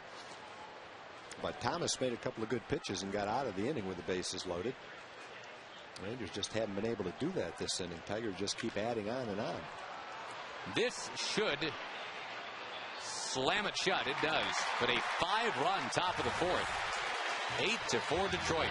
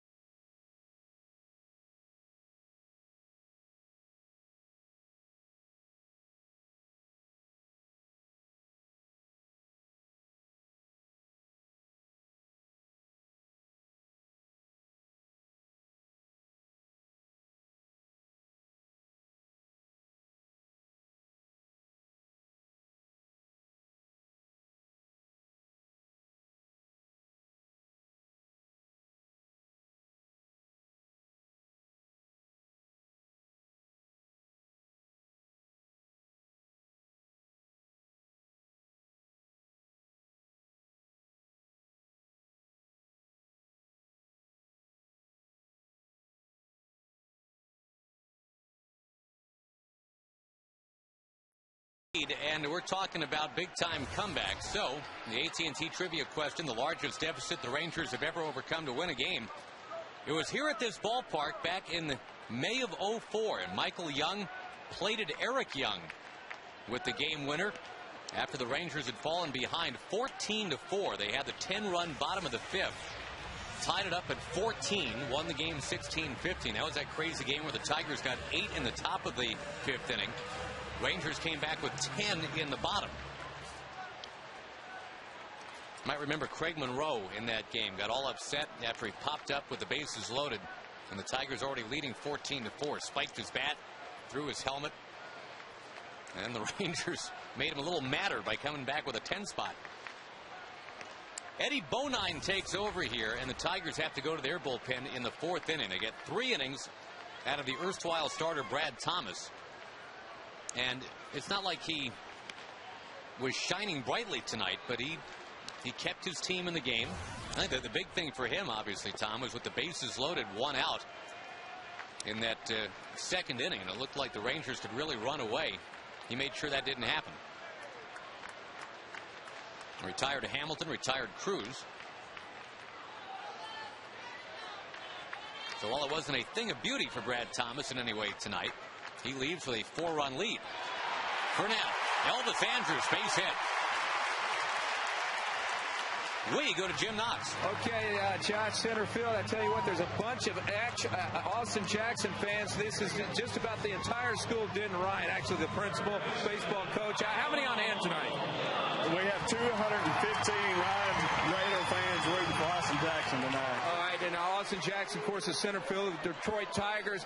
Baseball coach Warnock, did you know from the very beginning, once you saw Austin Jackson, this is going to be a major league player? Well, I think we obviously knew he was very special. He was a lot different. Something great about him. We knew that right away. There we go. So you're rooting for Austin Jackson, but who do you want to win the game, huh? Rangers! Of course. All right, thank you. Welcome, Denton Ryan. And Jim Knox welcomed into the fold out there. He's an honorary Raider tonight. Eddie Bonine missing upstairs to Young.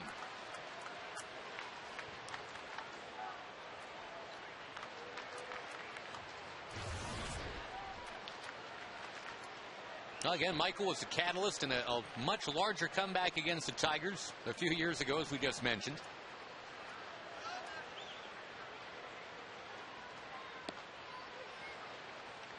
We'd love to see the Rangers get at least a couple back here. You've got a nice part of the order. Andrus already on base, and it's Young, Hamilton, Guerrero, and Cruz.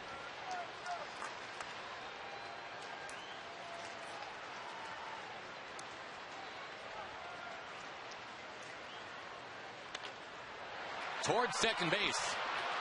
Santiago whips it across a nicely turned double play.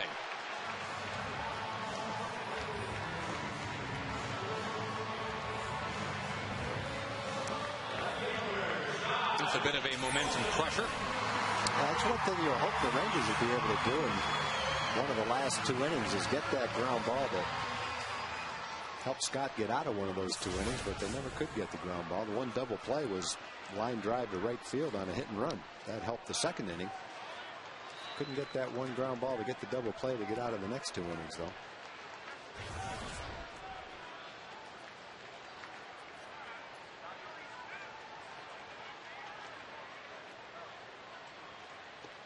Big swing from Josh Hamilton. And Eddie Bonine, we talked about him a bit yesterday, Tom. I don't know of anybody else that just mixes in a knuckleball. You've got guys who are knuckleball pitchers, Tim Wakefield and Charlie Hager. But with Bonine, it's just every so often. Hamilton grounds it to Cabrera. That's a quick and easy inning for the Tigers. They lead 8-4 at the end of 4 on Fox Sports Southwest.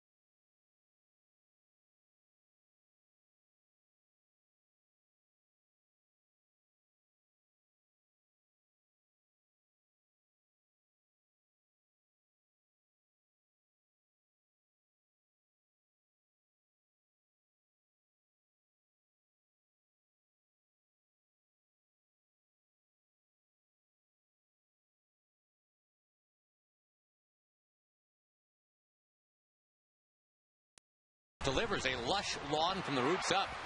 Hurry in to get your free Scott's MLB fan guide exclusively at Lowe's.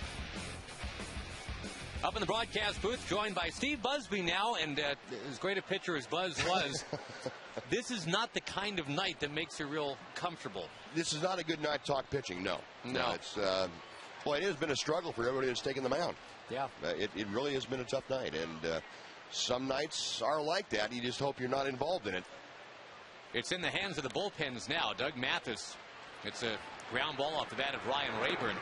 What did you see, if anything, tonight out of Scott Feldman, Buzz, that gave you pause? You know, Josh, I just saw a guy that looked like he was completely out of whack. I mean, he'd make one or two halfway decent pitches for him and then lose it. And I don't think he ever really got any kind of consistency going as far as his mechanics, and release point was all over the place. It's just one of those nights that nothing was able to come together. And I thought there for a minute he settled down after a kind of a shaky control first inning.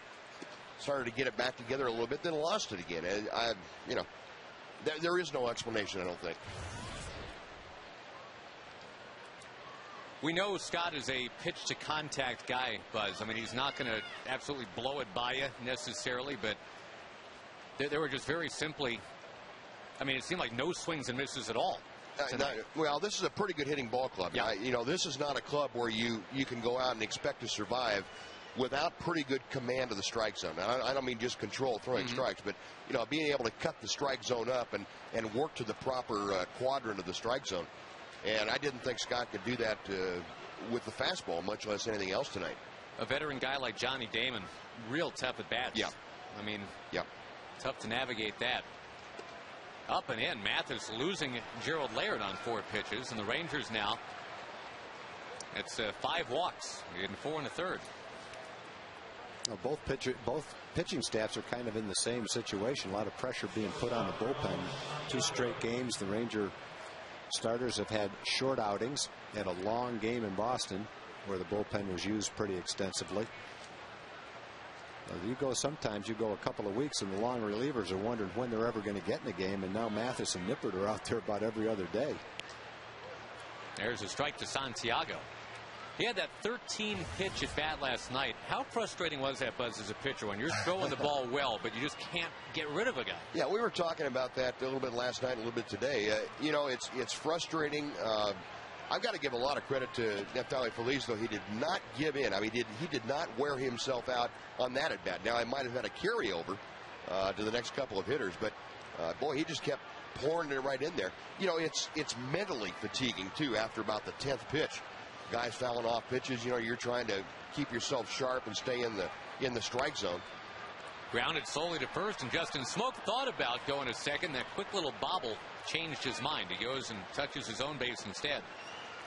But it wears you out mentally, and it's hard to keep that grind up pitch after pitch after pitch. How tough is it for a pitcher not to wear that emotion on his sleeve? I mean, I thought the body language for Feliz was great last night. It looked like he didn't care that all that was going on. But how tough is that to not show your frustration? Well, I think it takes practice. It's something most people have to work at. As far as Feliz is concerned, it seems like that is his demeanor. Whether he's been taken aside somewhere and at the minor league level or even before he got to be a professional and was told, hey, don't let anybody else in on what you're thinking about your stuff. Which I think is a great lesson for all pitchers to learn.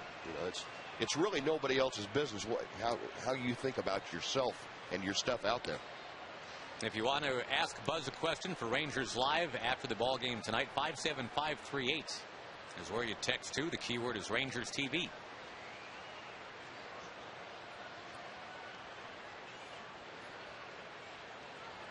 One and one, the count to Austin Jackson. You saw his big rooting section from Denton earlier. Wasn't too long ago, Buzz, these Tigers were known for being a swing early in the count kind of team. And, well, we sure aren't seeing that in this series. Well, they've gotten some guys specifically right in the middle of the order with Cabrera and Ordonez, who are very, very professional hitters in that they'll work people. And you combine somebody with their talent to hit with the patience that they have. And, well, you're talking about a couple of very tough outs, and you throw, even when Guillen's in the lineup, he's more or less a free swinger who has calmed himself down. He's seeing more pitches. So, it's catching. Guys talk about hitting being contagious, and I think patience, when you see the success you have by being patient, is contagious. And they lost Polanco last year, but they added Johnny Damon to bat second for him, and Damon's the same kind of guy. Been on great teams with the Red Sox and the Yankees, where both of those teams are patient. He's right in the middle of all that, so that just adds one more guy to the middle of the lineup that's like that. It's tough to pitch through the middle of their lineup. To right field, and Nelson Cruz is going to charge it. He's got it on one hop. Firing in, and Jackson is now hung up. Taylor Teagarden, no throw. Oh, why he didn't throw it? Had him dead to rights. He was very concerned about the runner sneaking home, I guess. You got Arias sitting right on first base. Well, it looked for a moment like Laird was going to thunder through the stop sign over there. Watch this. He's going to come around. Gene Lamont is trying to hold him. Well, Nelly got to that ball quickly because the ball got to him so quickly. It was a hard hit ball. And with 2 outs, generally, you're going to see the third base coach try to wave the runner home. But he's already seen Nelly throw from right field. Last inning, when the run scored, Nelly was late with the throw, but it was a really strong one-hop throw. So he wasn't going to let him get thrown out at the plate. And if Gerald did run through the stop sign, he would have been out at the plate. But then Austin Jackson took a huge turn around first. Arias had snuck behind him at first base, so they had him trapped. I think once you make that throw, obviously you got to worry about the runner sneaking home. But first you got to actually. Well, if you take one look at the runner and freeze him, the short throw to first base is not going to allow him to score. So the Tigers keep it cooking here, and the guy that really has been the toughest out tonight, Johnny Damon, 2 walks and a double.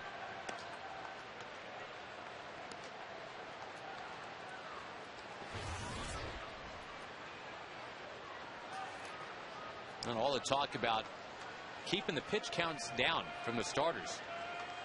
Not happening the last couple nights. And now the relievers, at least Doug Mathis, going kind of deep to some guys here too.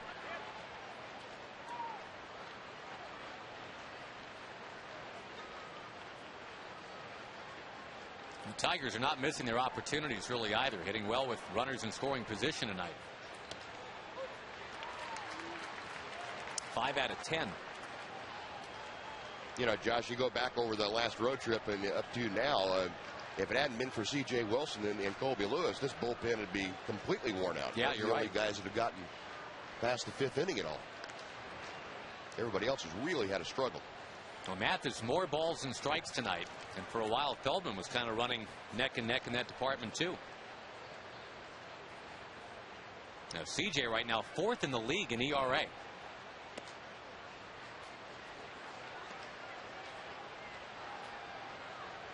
Now, I guess if you want to sum it up tonight, I mean, just plain and simple, you got 2 Ranger pitchers that are having a tough time getting the ball over. Probably sum it up by just saying yuck.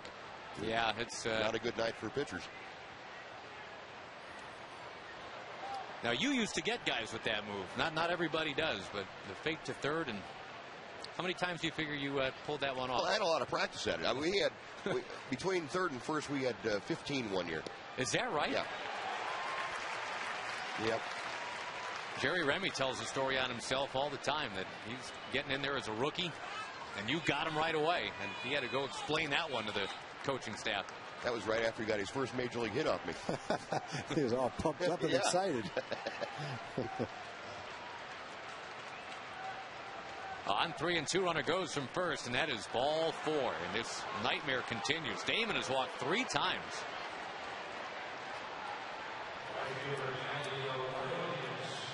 And now you got a situation where Doug has pitched about an inning and thrown 25 pitches. There have been 3 different innings where the Rangers have walked 2. Now, Mags Ordonez, veteran RBI guy.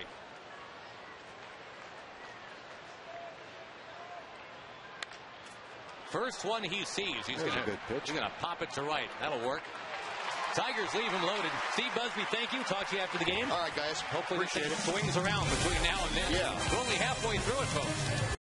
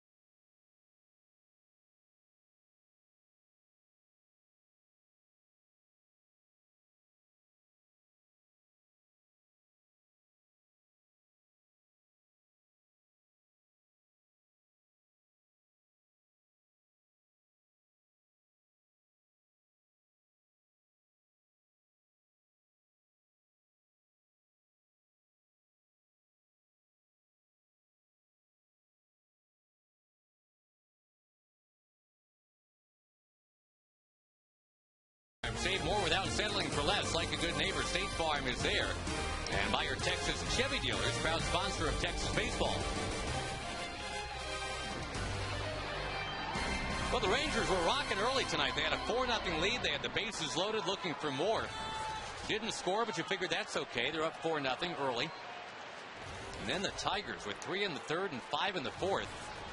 And time for the Rangers to get cracking again. Vlad Guerrero, the rare taken strike to get things going. Surprised by Eddie Bonine.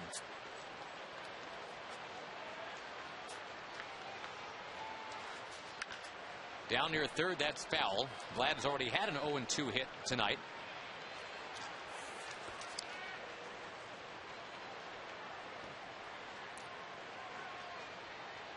And Vlad this year now at home, 16 for 29. What does he love this ballpark? Splintered bat. Hit that right off the end of the bat. When you use a cupped bat, it's got a pointed edge all the way around it. And when you hit the ball off the end of the bat, it doesn't just slide off the end of the bat like it would a regular bat. It catches the corner of the cupped part of the bat, and you'll see that little piece chip right off the end of the bat. It was way out in front of that and just caught it right off the edge of the cupped part of the bat. Vlad uses that two-toned bat, the black and brown. Oh, I thought that was a great look. High fly ball, Vlad Guerrero.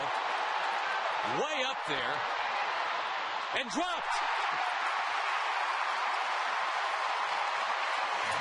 He got it in just far enough on Guerrero to where he didn't hit it out of the ballpark. He got to the warning track, and Rangers catch a little bit of a break, and the ball doesn't get caught. Brennan Bosch, playing in only his second big league game,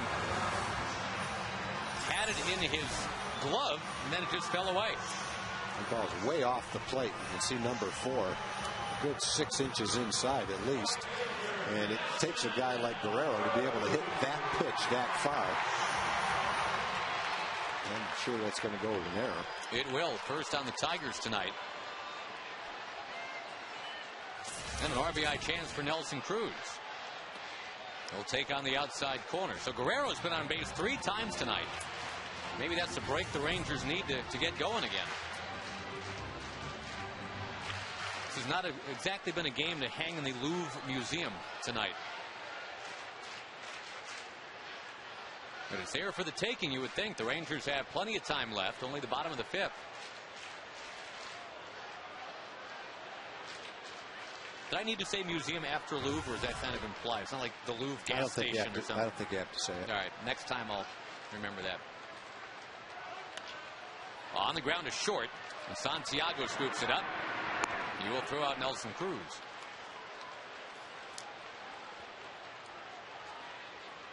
On the out-of-town scoreboard, the Blue Jays lead the Rays 3-2 in the 7th.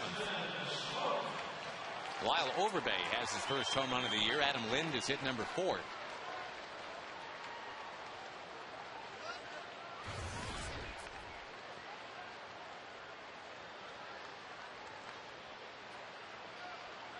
Boston has rallied on the hapless Orioles. They do not have a lot of hap. 7-4 Red Sox now. That game's in the 9th. As the Orioles could drop to 2-15. It was a little more than 20 years ago they had their 0-21 start. They will not quite bottom out at that, obviously. They've got the 2 wins.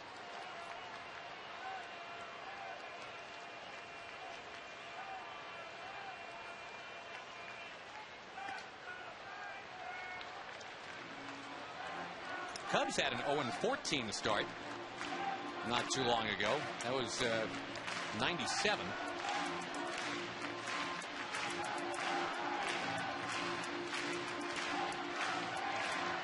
They've got a lot to overcome. That's a talented division the rest of the way. Toronto's playing some inspired ball right now. You got a very talented Tampa Bay team and 2 loaded teams in Boston and New York. 2-1 the count to Justin Smoke. This will be a real nice time for his first big league hit. We saw a first big league hit yesterday from Brennan Bosch of Detroit.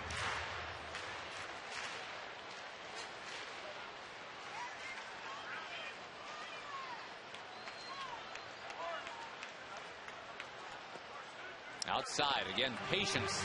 One of the big elements that everybody loves about Justin Smoke. Does not get himself out.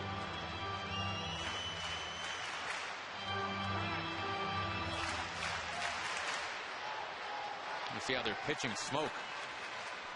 Away, away, away. And a 4-run game. I'm sure he doesn't want to walk him right here, so he's going to have to bring this one into the strike zone.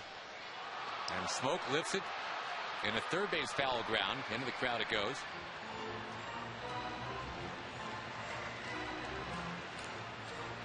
I don't think there's any ballpark that looks better all filled up. You had a nice North Texas night like tonight, clear skies. Look at that.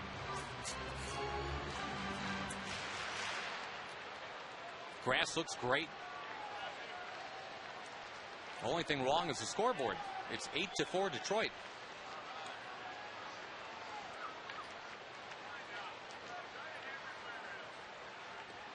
Taken, and Justin Smoke is on. Tried to get him to swing at a 3-2 changeup. Threw it outside. Justin just smiled at it, let it go by. Justin with the 2 walks yesterday, only the second Ranger ever to walk twice in his debut game. Rob Maurer was the other one. Pitching to Justin like he was Babe Ruth in that situation with a 4-run lead, but that's good. It's another base runner. Rangers need a little rally here. Maybe that'll help out.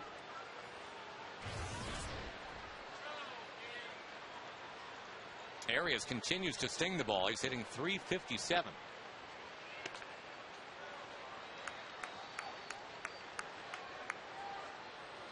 Some other scores real quick. Minnesota, Kansas City into the bottom of the 9th, tied 6-6.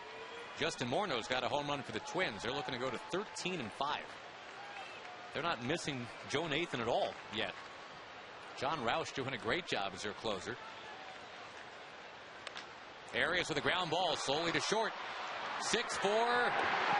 3 double play. Nice pick by Cabrera, and that's 2 straight innings that the Rangers have hit into a double play.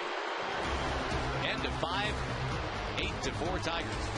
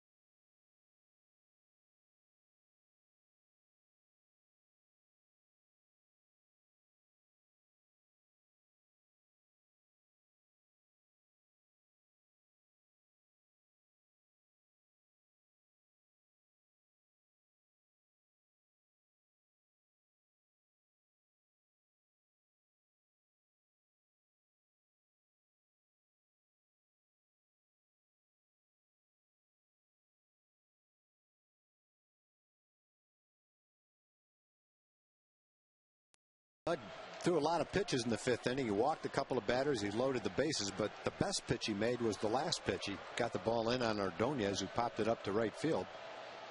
Well, he got out of the inning. Miguel Cabrera rolls it to short. Took forever to get there. Elvis Andrus in time to get Cabrera. Nothing like a nice, quick top of the 6th to maybe kind of turn the momentum here back the Rangers' way.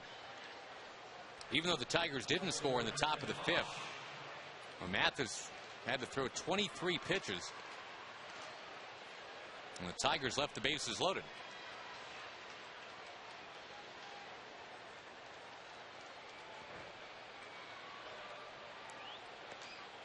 Outside to Brennan Bosch. Some other scores we didn't get to. Cleveland over Oakland today, 6-1 behind Fausto Carmona. The A's dropped to 11-8.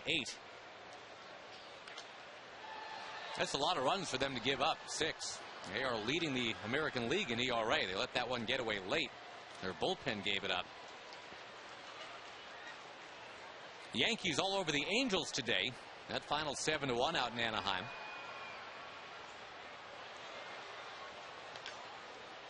Chop towards first. Justin Smoke waiting. 2 down. White Sox got a walk-off winner from Alex Rios. 5-4 over Seattle, that final. And Tampa Bay with a 7-run 8th to beat Toronto 9-3.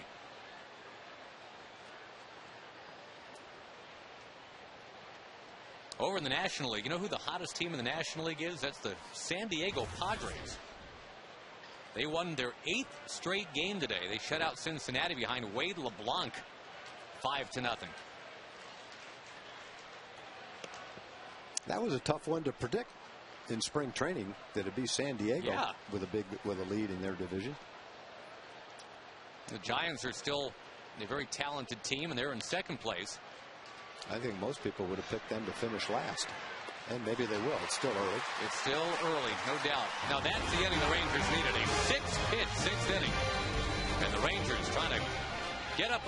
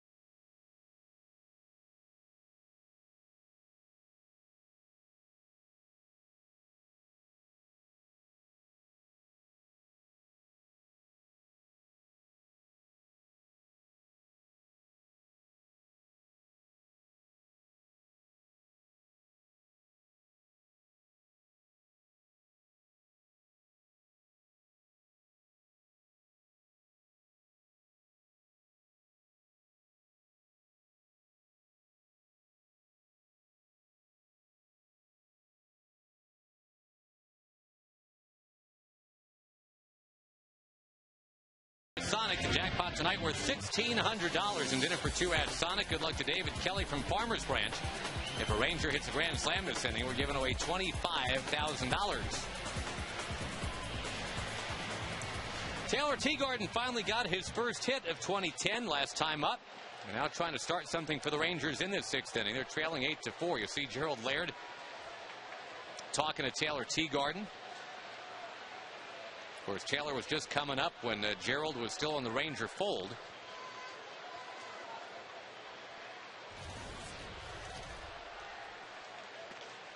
Eddie Bonine deals a strike. And Taylor, when he first came up, remember in 08, that summer, he had 6 home runs his first 12 games.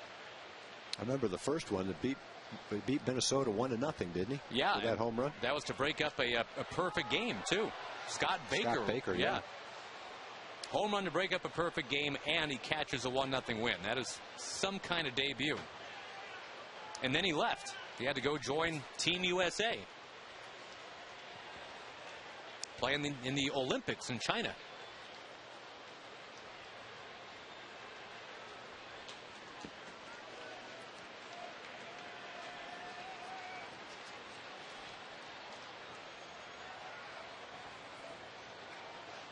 And the thing was, Taylor was putting the ball in play in 2008.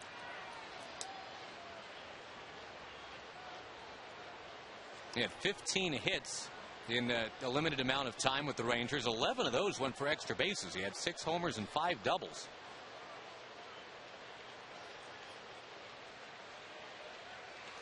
And a take outside here, 2-2 on this beautiful, beautiful night.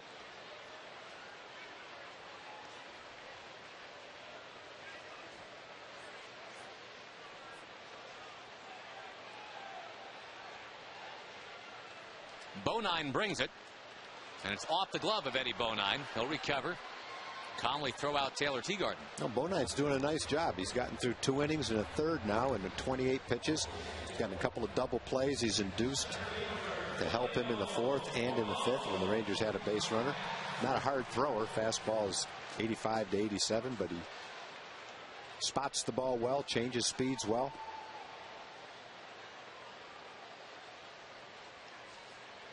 Now Bourbon. A couple other scores in the National League. We started running through those last inning. Astros got a win, and boy, don't look now. The Astros are playing pretty well. They started 0-7. They've improved to 7-10 with a 5-2 win today over Pittsburgh. More grounders induced by Bonine.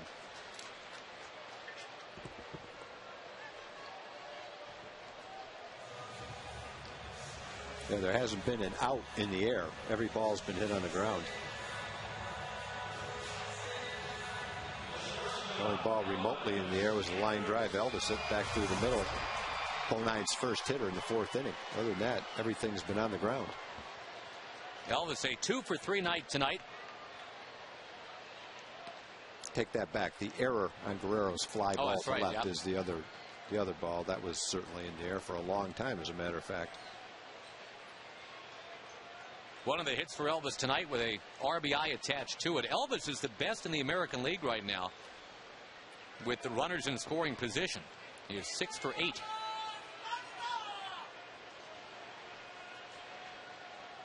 Leading the team in walks. Starting to make all the plays again in the field, too.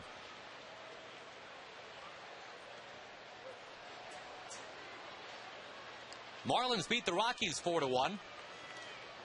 Dan Uggla a home run. Mets over the Braves 3-1. And the Dodgers needed 13, but they beat the Washington Nationals 4-3. Another ground ball. Eddie Bonine getting the job done for the Tigers.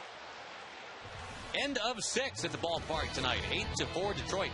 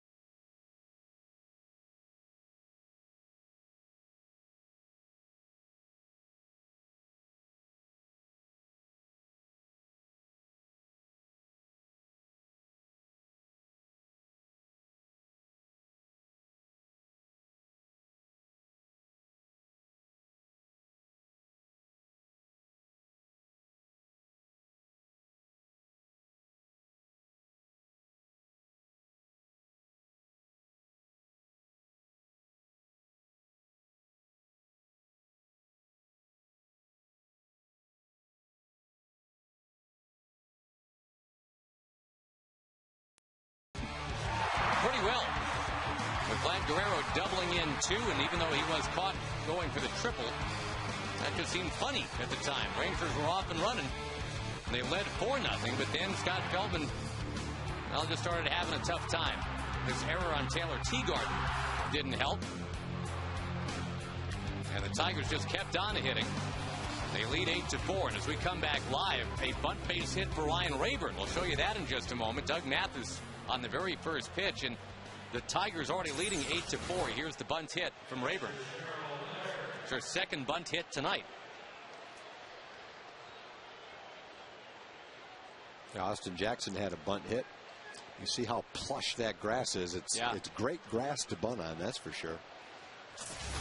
Tonight it's favoring the Tigers as far as the bunt goes, but the Rangers have some guys that can benefit from that as well. Laird showing bunt, and the throw down to first base not in time. Taylor Teagarden used to come to Rangers games as a kid all the time. Watch Pudge Rodriguez make that play. Pudge having a great year as a Washington National, hitting .400.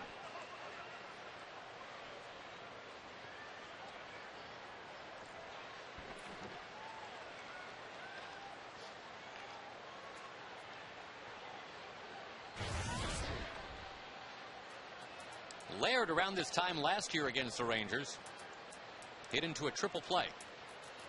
Best the Rangers can hope for here would be a double play. Now, Smoke was charging in. Teagarden was set to throw again, but Smoke wasn't near the base, so Taylor holding on to it.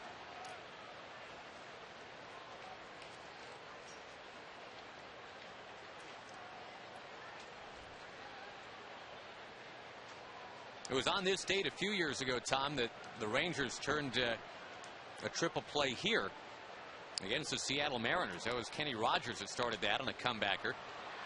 And that was a bizarre thing because that was that poor Ron Wright, his first and only major league game. He had spent 7 years in the minors, comes up and finally gets in a game, starts out with a strikeout, then he hits into a double play, then he hits into a triple play. Then he gets lifted for a pinch hitter, and he never, ever played in the big leagues again. That was it. Oh, there's a whole bunch of kids who would be satisfied with that one game in the big leagues, regardless of what the results are. So for a kid that had played that long in the minor leagues, I'm sure he would like to have done a little better in the game, but at the same time is glad he got a chance to wear that big league uniform. He was a big prospect early in his minor league career with the Braves. Power hitting prospect. And the last I heard, he was in school to become a pharmacist up in Idaho. Was he? I feel like Paul Harvey right there. Now you know the rest of the story. Foul tip. So absolutely horrible Paul Harvey. I apologize.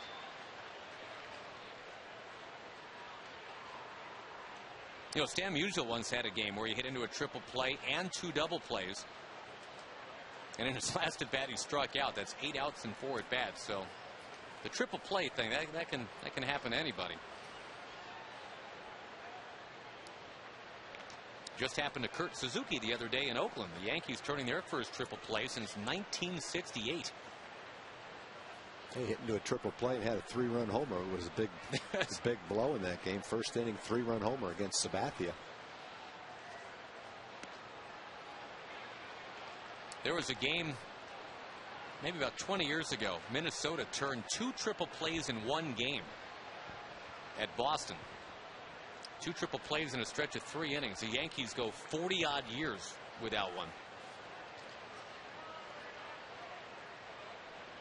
Runner goes, and on 3-2, the bouncing ball. Michael Young thought about going to second, but with the runner in motion, the only play is to first. And they stay out of the double play, running Rayburn.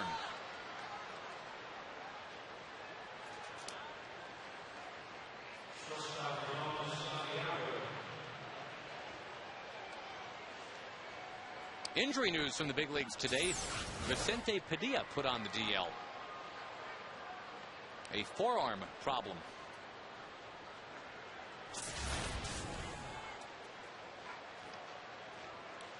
Mentioned the Dodgers won their game today. Casey Blake, a couple of home runs. Phillies and the Diamondbacks are tied 2-2 tonight. That is in Arizona in the 8th.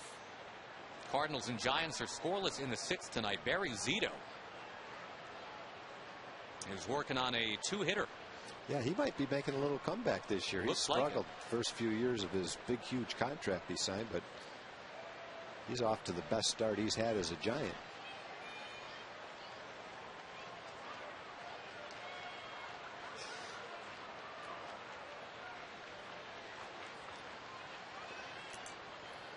And as for the American League, as Tom mentioned earlier, you had the A's lose, you had the Mariners lose, you had the Angels lose, so that's set up for the Rangers to gain on everybody tonight. They're going to have to rally to make that happen.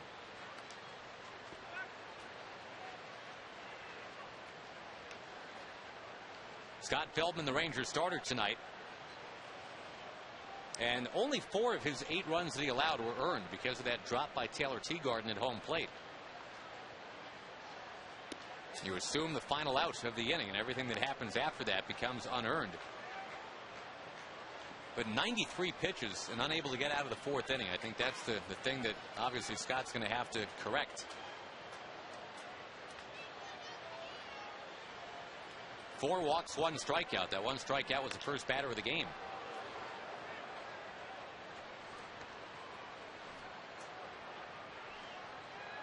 And Brad Thomas, the starter for the Tigers, he didn't even last 3 2/3. He only lasted 3.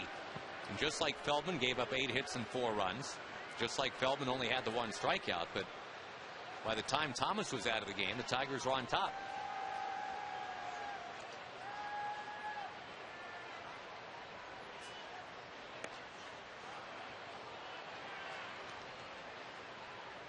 And again, a ton of deep counts for the Tigers tonight.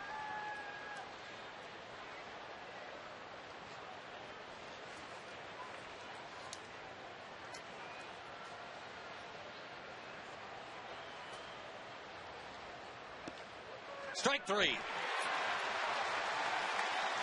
That'll help. Top of the order, Austin Jackson comes up next.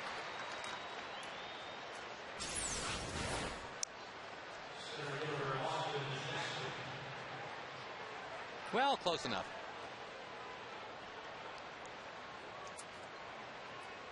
This was a good night, as it turns out, Tag, to have all the goodies up here in the booth for sustenance. Hand me that bunt cake, all the please. people we've had in the booth tonight. Yeah. We've needed it all. There's a foul by Jackson. Tomorrow, whether you're bringing goodies to the booth or not, it's a 2:05 first pitch, a Sunday afternoon game. Colby Lewis will get the start, looking to go to 3-0. And young Rick Porcello is even younger than Elvis Andrus. He's on the mound for Los Tigres. Same 2 teams on Monday night, then the White Sox come in. Wave and a miss by Jackson, for whom contact has been an issue here in his rookie season. But he also leads all major league rookies in runs scored.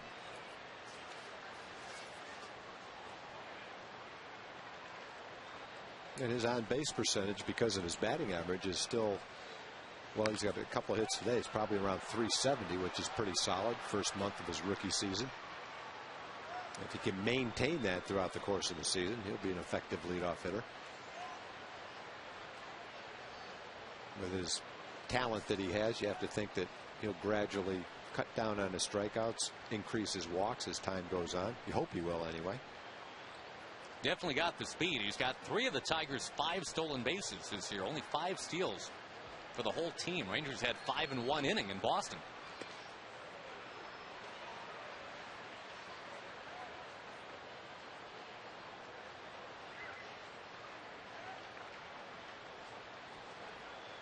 You know what this big crowd would love to see is a Ranger home run. We have not seen fireworks in the air yet tonight. Taken, and there's another strikeout for Mathis. The crowd on its feet for the 7th inning stretch. Rangers have work to do, trailing 8-4.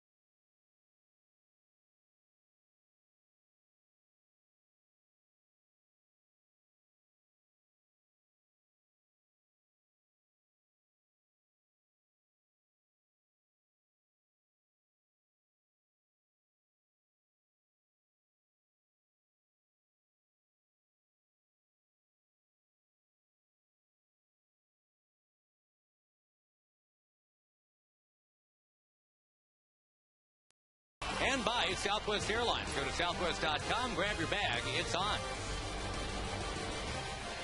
What a nice effort by the reliever, Eddie Bonine of Detroit.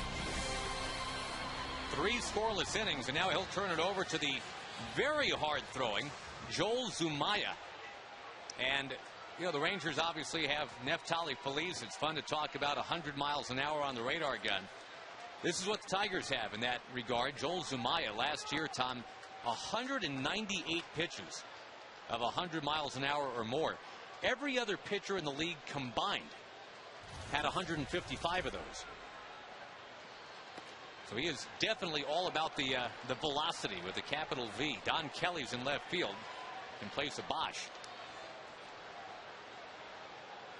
He's pitched 10 innings this year, hasn't walked a batter, hasn't given up a run yet. Michael Young drills it into right center field. Back goes Jackson. Leaping, he got it. Well, he put a charge into it, but the Denton native, Austin Jackson, flashing that athleticism we've been talking about all series. He went after that smoothly and then with one graceful jump brought the ball back down. Ball driven well by Michael to right center field.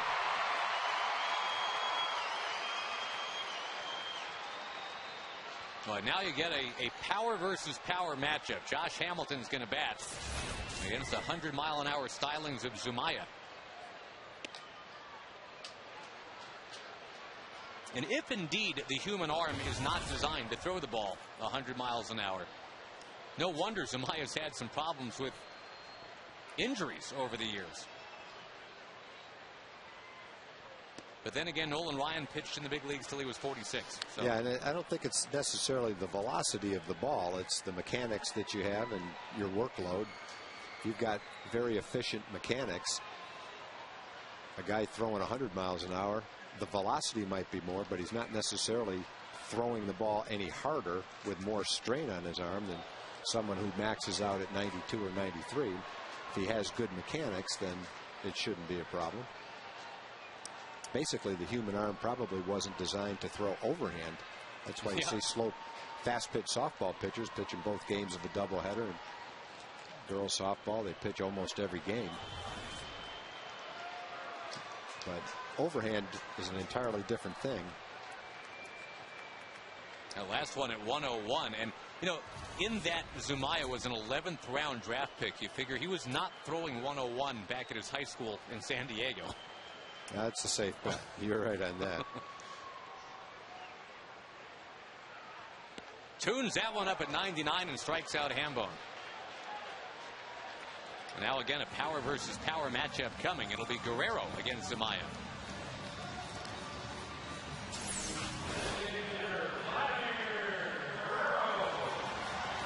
Jexa Energy shows you kind of right down the middle there. He just threw it by him.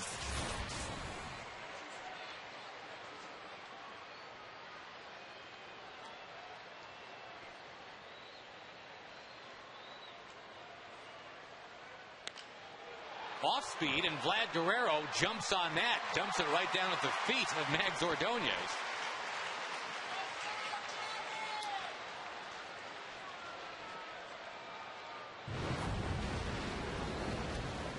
As we check our Coors Light freeze cam, go back to the previous Vlad Guerrero at bats. Show you on contact. Reaching base all 3 times.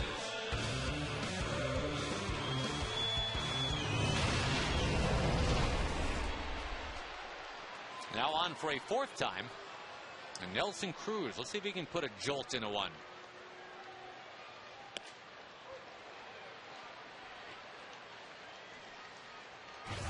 We talked about the injuries for Zumaya. And actually, a couple of those injuries kind of from the freak accident variety. He had a Guitar Hero injury. Strained his forearm. And then the other one that had him out for a while, he strained his shoulder moving boxes in advance of the San Diego wildfires that threatened his offseason home a couple of years ago. So you can't really chalk those up to throwing the ball 100 miles an hour.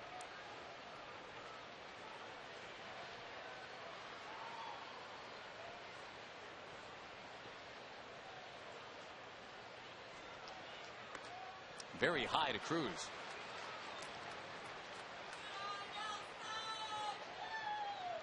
There are games where Verlander starts for the Tigers. He throws 99. And then on comes Amaya. He throws 100.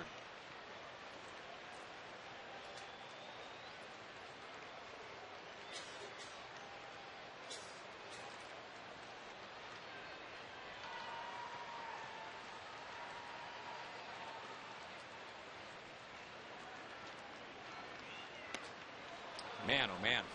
And it moves too. It's not a straight 97 plus. Tigers had Matt Anderson as #1 overall pick out of Rice about 10, 11 years back. And he could throw 100, 101. But it was always real straight.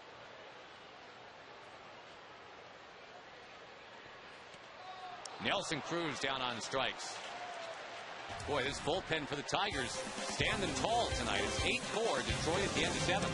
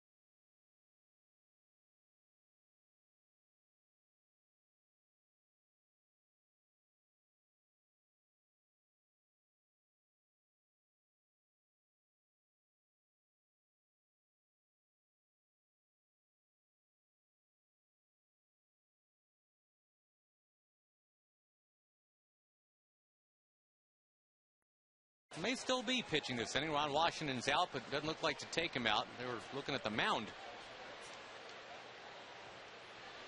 And the Tigers, who stormed back from down 4-0 with his 8-4 lead. Johnny Damon about to lead off. We go to Jim Knox. All right, Josh, real quick time for Progressive Fan of the Game, and it goes to Joanne, because where are you from, Joanne? Manchester, England. There you go. And you became a Ranger fan. Why?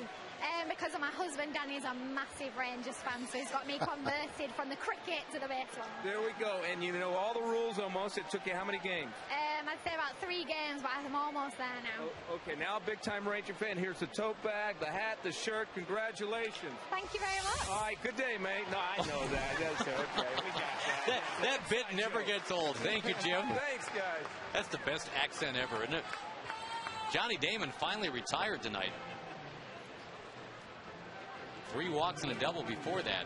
Have you been to Manchester, England, Tag, or just London? I've been to London. I've not been to Manchester, though. How about Manchester, New Hampshire? I have been there. Ball 1 to Maglio Ordonez. Rangers just came from New England, having played the Red Sox for 3. And that is every bit, I was going to say, Tag, you know, we talk about Red Sox Nation, and that has become such a regional franchise. All 6 New England states pledge allegiance to Red Sox Nation.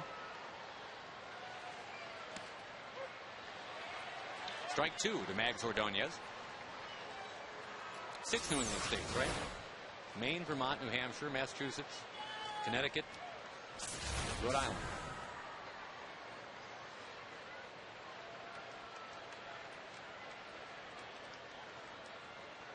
And altogether, they wouldn't fit in the panhandle of Texas. 1-2 pitch is down and outside. Doug's doing a good job. He came in the 4th inning, gave up a hit and a run. Wasn't his run, it was Scott's run. And since that time, he's only given up a couple of hits. One was a bunt single. So he's into his almost his 4th inning.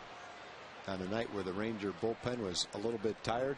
Second straight night the bullpens had to be used quite a bit. So Doug's done his job, giving the Rangers the inning. And Frankie pitched last night, but it was only 5 or 6 pitches, so he's probably going to get an inning tonight. Good opportunity for him to pitch on back-to-back games. Unfortunately for the Rangers tonight, I mean, it's really an easy storyline to follow. Just way too many walks.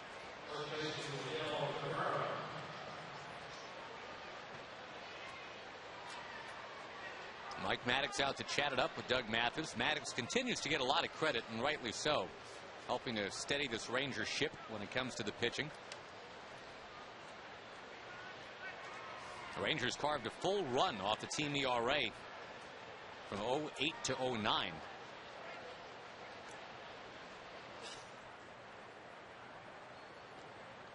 Until last year, the last time the Rangers had a starting rotation ERA of less than 5 was 1996.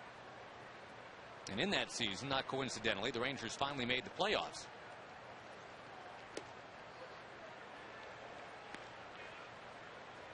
You know, this stadium has been open since 1994. The Rangers have had 116 different starting pitchers in that time. Only twice in 116 opportunities. Nice play by Arias. That's a double. Wow, that's beautiful. 4-6-3. We'll finish up on that topic of the Rangers pitching in just a moment. How about some Ranger defense right there? Arias and Andrews teaming up. It stays 8-4.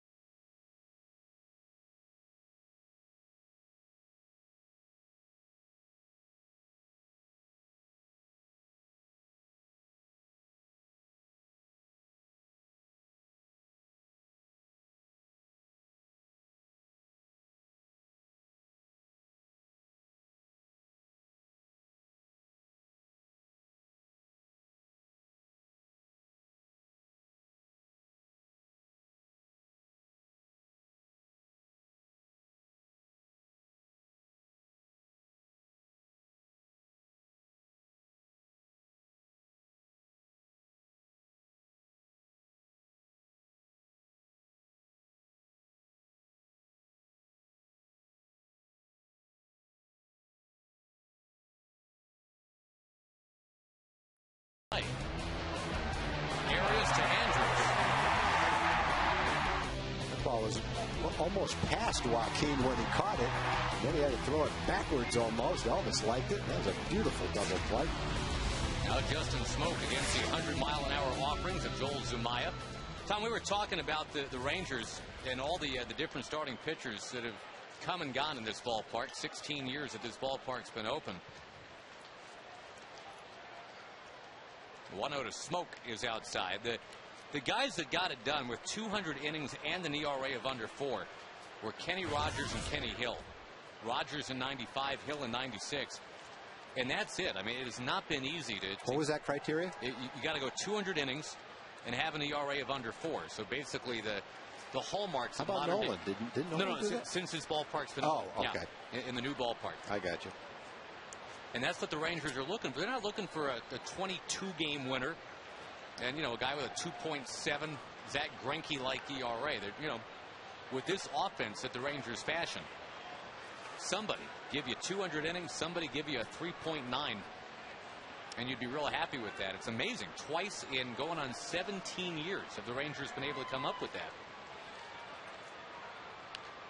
But to the original point, that Mike Maddox is here to implement Nolan Ryan's philosophy of, hey, look, we're looking for 200 innings out of just about everybody in that starting rotation. Rich Harden would be the exception. I think they'd love to get 160 out of Rich with his injury history. Smoke takes, and that's a called third strike at 99.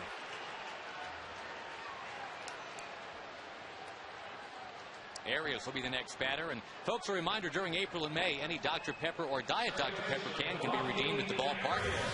Enter Dr. Pepper as the coupon code at TexasRangers.com. You can purchase half-price tickets in many seating areas. Great crowd of 45,752 tonight. Hi there.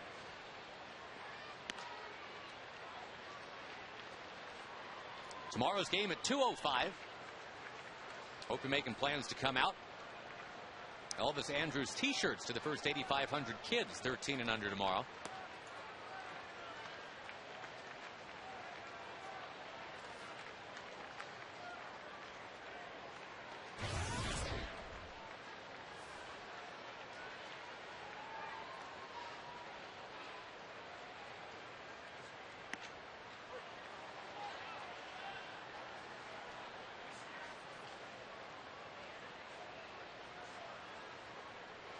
Minnesota's gone ahead of Kansas City in the 11th, by the way, 7-6. Wave and a miss by Arias.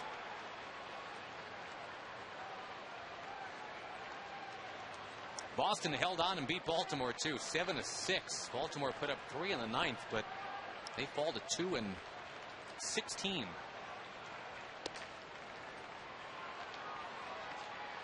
Boy, that's rough to be 11 games out on April 24th. I mean, how do you sell that?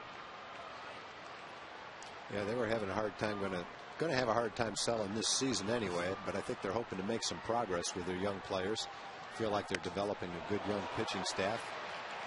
Got some young position players you can build a team around. Matt Wieters, their catcher, Nick Markakis, their right fielder. So they feel like they're making some progress, but boy, it's tough going to make progress in the AL East. It took Tampa Bay a long time. They've finally done it. It took a while to get there. And the only way you can do it is you have to have good drafts, be active in Latin America and worldwide scouting, bring in young players. You can't do it through free agency. And when you do it through player development and scouting, it's the solid way to do it, but it doesn't happen overnight.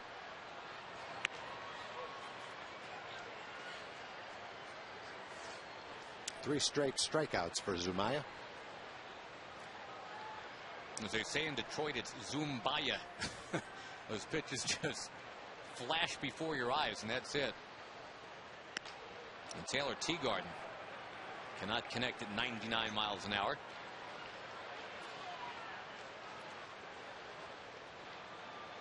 But hard to remember when the Rangers had a 4-0 lead in the second inning, bases loaded, 1 out.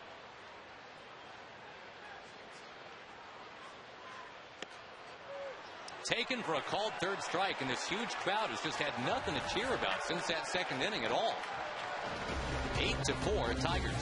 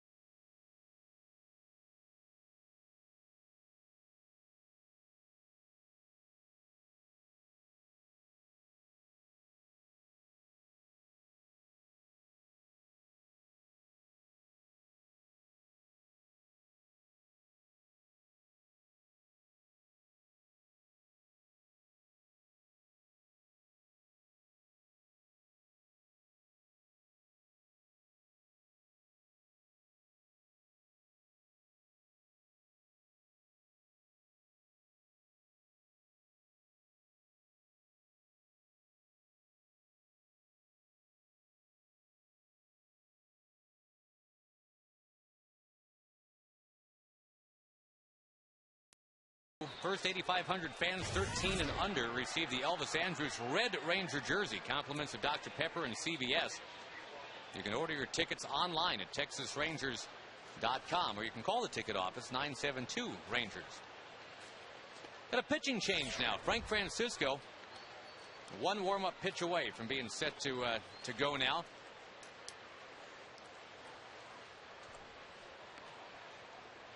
And Taylor Teagarden throws it down to second. I don't know why I'm remembering this tag, but in the minor leagues, when I was just, little tiny broadcaster, we'd have to fill time. We only have 60 seconds worth of commercial time. We couldn't sell it. So you're like inventing stuff to say, just waiting for the pitcher to get going. And my signature call was, there's the throw down, the peg around, and we're ready for baseball. Why'd you let it go? You should still do it. Yeah, it was brutal. Just filling time. I like it. Being a dork. Some things don't change, but Don Kelly, who's how do you think Dave Niehaus felt the first time he said, "Grandma, bring out the salami," or whatever that thing is he says? No, that was get out the rye bread, the rye bread, Grandma. Grandma had nothing to do with the salami. Well, you know what I meant. No, I know, but it's just funny.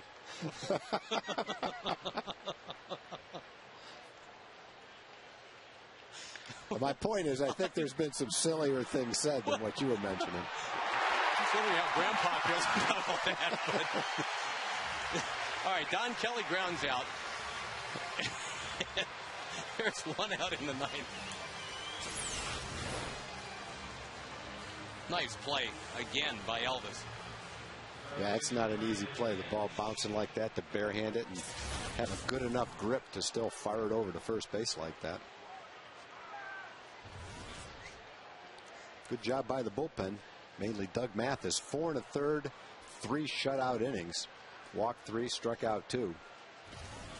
That was important for Doug to be able to get through that amount of innings just because he didn't want to have to use the rest of the bullpen tonight. Doug came in, did a good job. Now Frankie's trying to finish off another good job by the bullpen. Bullpen was good last night, too. Naftali gave up a run, but he was throwing the ball well.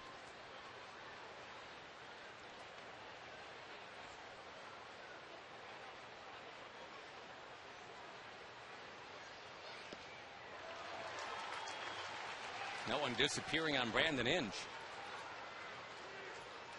Well, the Rangers will have Bourbon, Andrus, and Young coming up, setting up Hamilton, Guerrero, and Cruz.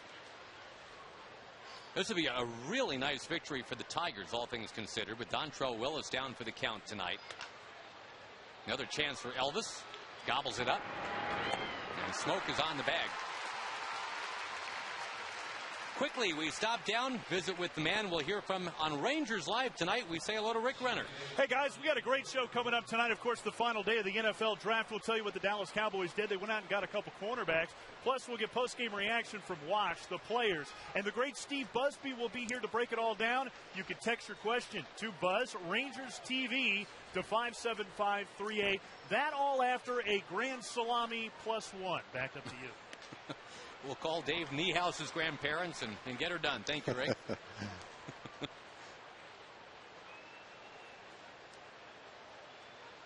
Now, again, the Tigers, they needed to dip into their bullpen to make this thing a reality tonight. Had to really empty the bullpen. They got 3 innings from Brad Thomas. 3 huge innings from Eddie Bonine. I think that was the key tonight. And then Joel Zumaya came in and did his usual.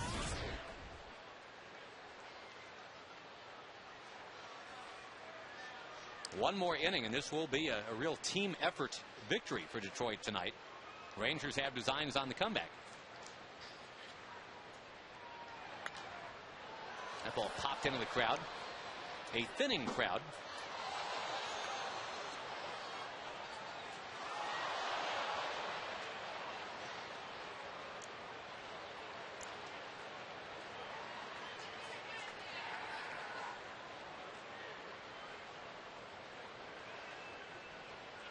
The native Floridian, Ryan Rayburn, the 1-2 count to him. Taking and just off the plate outside. Rayburn is from Balm, Florida. I believe that's outside of Tampa. Not Palm with a P, that's Balm with a B.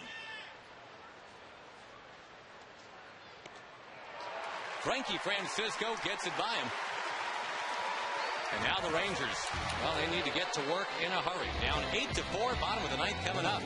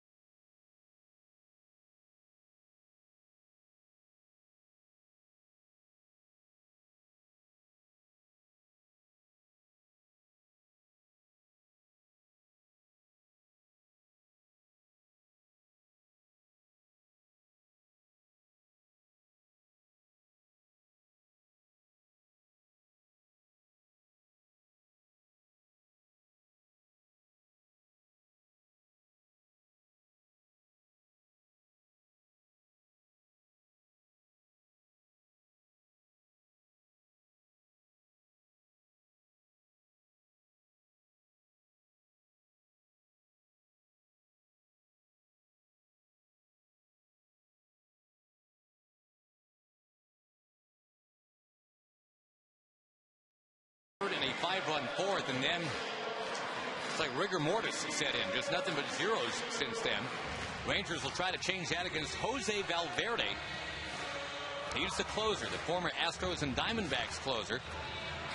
And a behemoth of a reliever. He's just big and nasty looking, kind of an Armando Benitez type from 10 years ago. And the Rangers will have a couple of speedsters to get the inning going. It'll be Bourbon and Andrews to set up Young and Hamilton.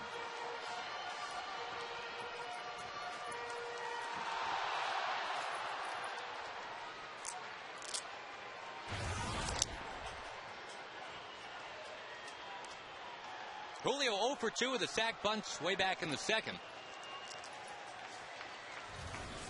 Rangers have only 3 singles since the second inning. Bonine and Zumaya combining for 5 innings of scoreless relief. And it was the starter, Brad Thomas, that got out of a potential tough spot in the third inning. And then by the time that was over, it was all bullpen from there.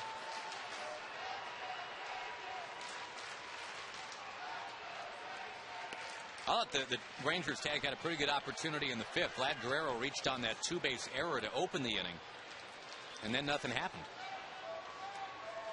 No, you just have to give a lot of credit to the Tiger relievers. Onine and Zumaya, 2 hits in 5 innings.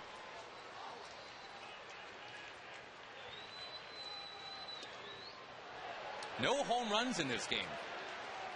Been 21 hits, but they've all stayed in the yard.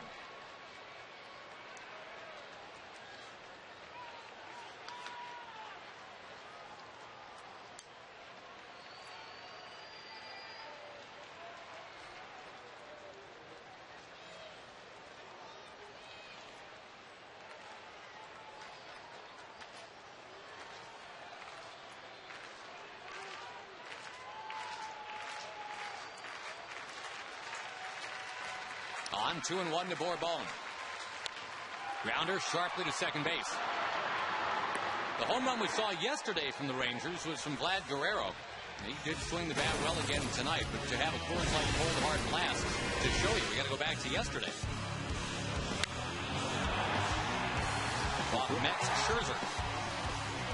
Vlad didn't have a home run today, but he had a ball that he hit pretty hard. In fact, it was in the first inning. It was that double that he lined over Austin Jackson's head in center field. Probably hit it just as hard as he hit the home run last night. Just didn't get it up in the air at all. There was a stretch early in the game, Tag, where the Rangers were 6 for 7 at one point. Right now, they're 1 for their last 16. And again, tip your hat. The Tiger bullpen's been great.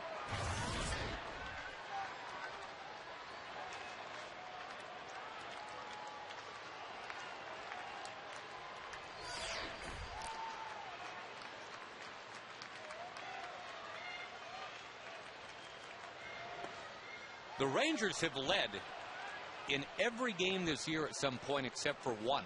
16 out of 17 games, and yet looks like they might end up 7 and 10. If the Rangers lose the game tonight, in their last 3 losses, they've had a 4-run lead early in the game, twice against the Red Sox, didn't they? Yeah.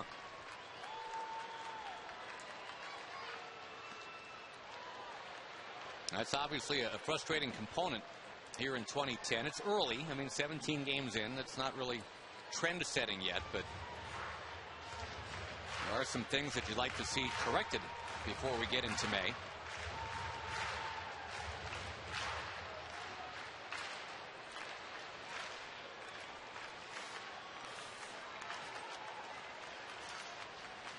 Eleven hits for the Tigers tonight and 10 for the Rangers. Tigers have stranded 8, the Rangers 7. Wave and a miss. And 2-2 to Elvis. He was a walk-off hero in the 9th yesterday.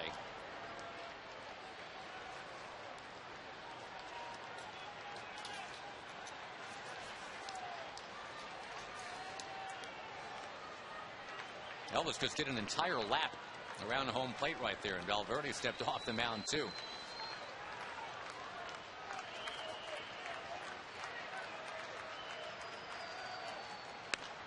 Knocked into the crowd. And a quick reminder, Rangers Live coming up after the game. Rick Renner, Steve Busby. 1:30 tomorrow afternoon. We will take air and get you ready for a 2:05 first pitch. And it's beginning to look like it'll be a 1-1 tie in the series at that point. 8-4 Detroit here.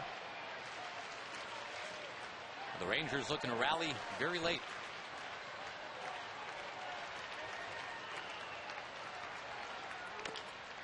Elvis fouls it off his foot.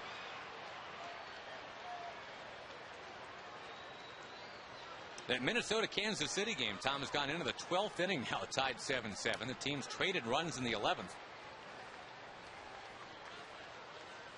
Giants have just gone ahead of St. Louis 1-0 in the 8th. That's Adam Wainwright against Barry Zito. What a matchup tonight out in the Bay Area.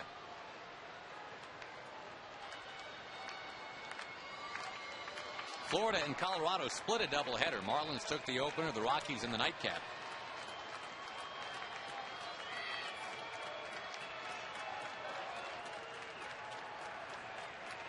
Two from Valverde. Hot shot towards second. Elvis is out number 2. Well, the only hit the Rangers have since the 4th inning is a single from Vladimir Guerrero.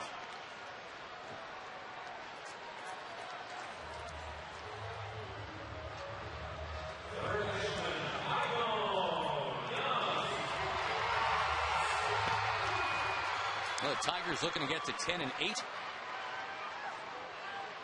And again, we'll see young Rick Porcello on the mound for them tomorrow.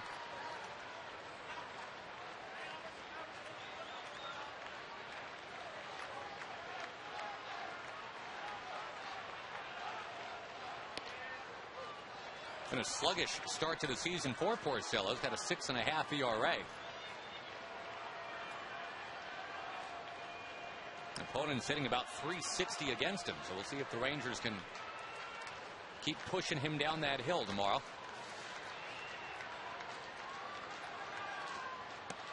Wave and a miss by Young, expanding his strike zone.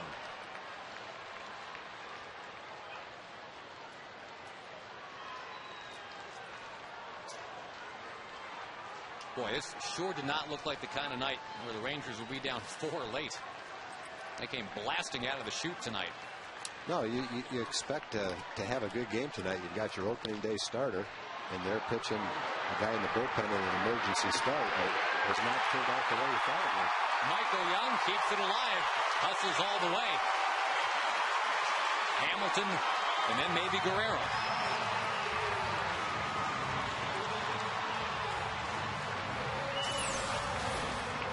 And Michael ends up on base 3 times tonight. 2 hits and a walk.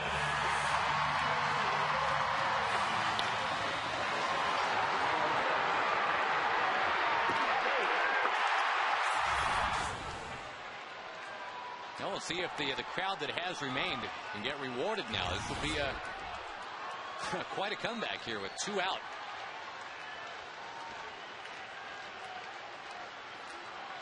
And Josh Hamilton singled back in the first. 0 for 3 since then. Young is running, no throw. It'll just be defensive indifference. It's been a while since we've seen a Ranger in scoring position.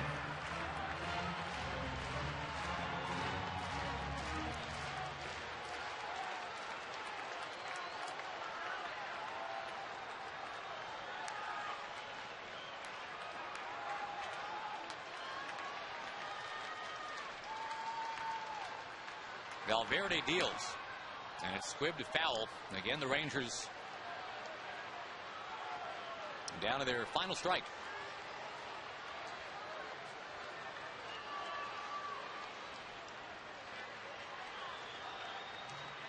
If Nelson Cruz ends up batting, he would be the tying man. And that's the right guy to be batting at that point. Leads the majors in slugging percentage.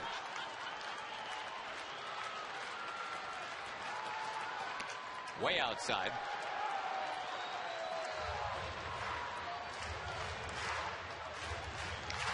Eddie Bonine would get the win if the Tigers do hang on here.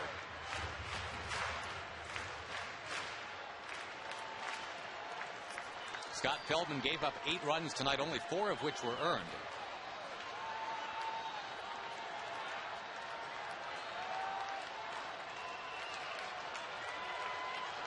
Now the 1-2. Drifting outside. Vlad Guerrero on deck.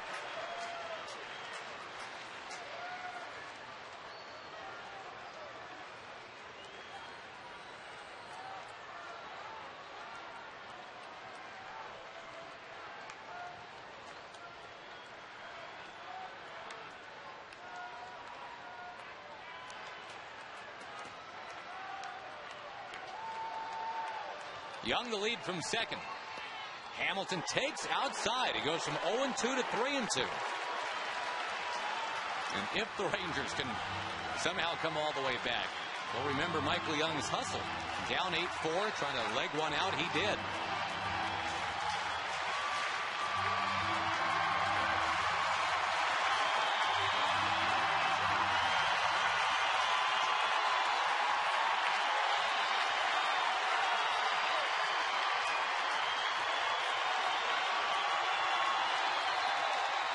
Two pitch. To second base, recovered, and that's it. The Tigers come storming back and they defeat the Rangers tonight. It is an 8-4 final. Game 3 of the series tomorrow. And a very frustrating evening tonight. Big crowd. They had a lot to cheer about early, but nothing late. Rick Runner and Steve Busby will have the post-game edition of Rangers Live in just a little bit. Again, your final tonight, 8-4, Detroit.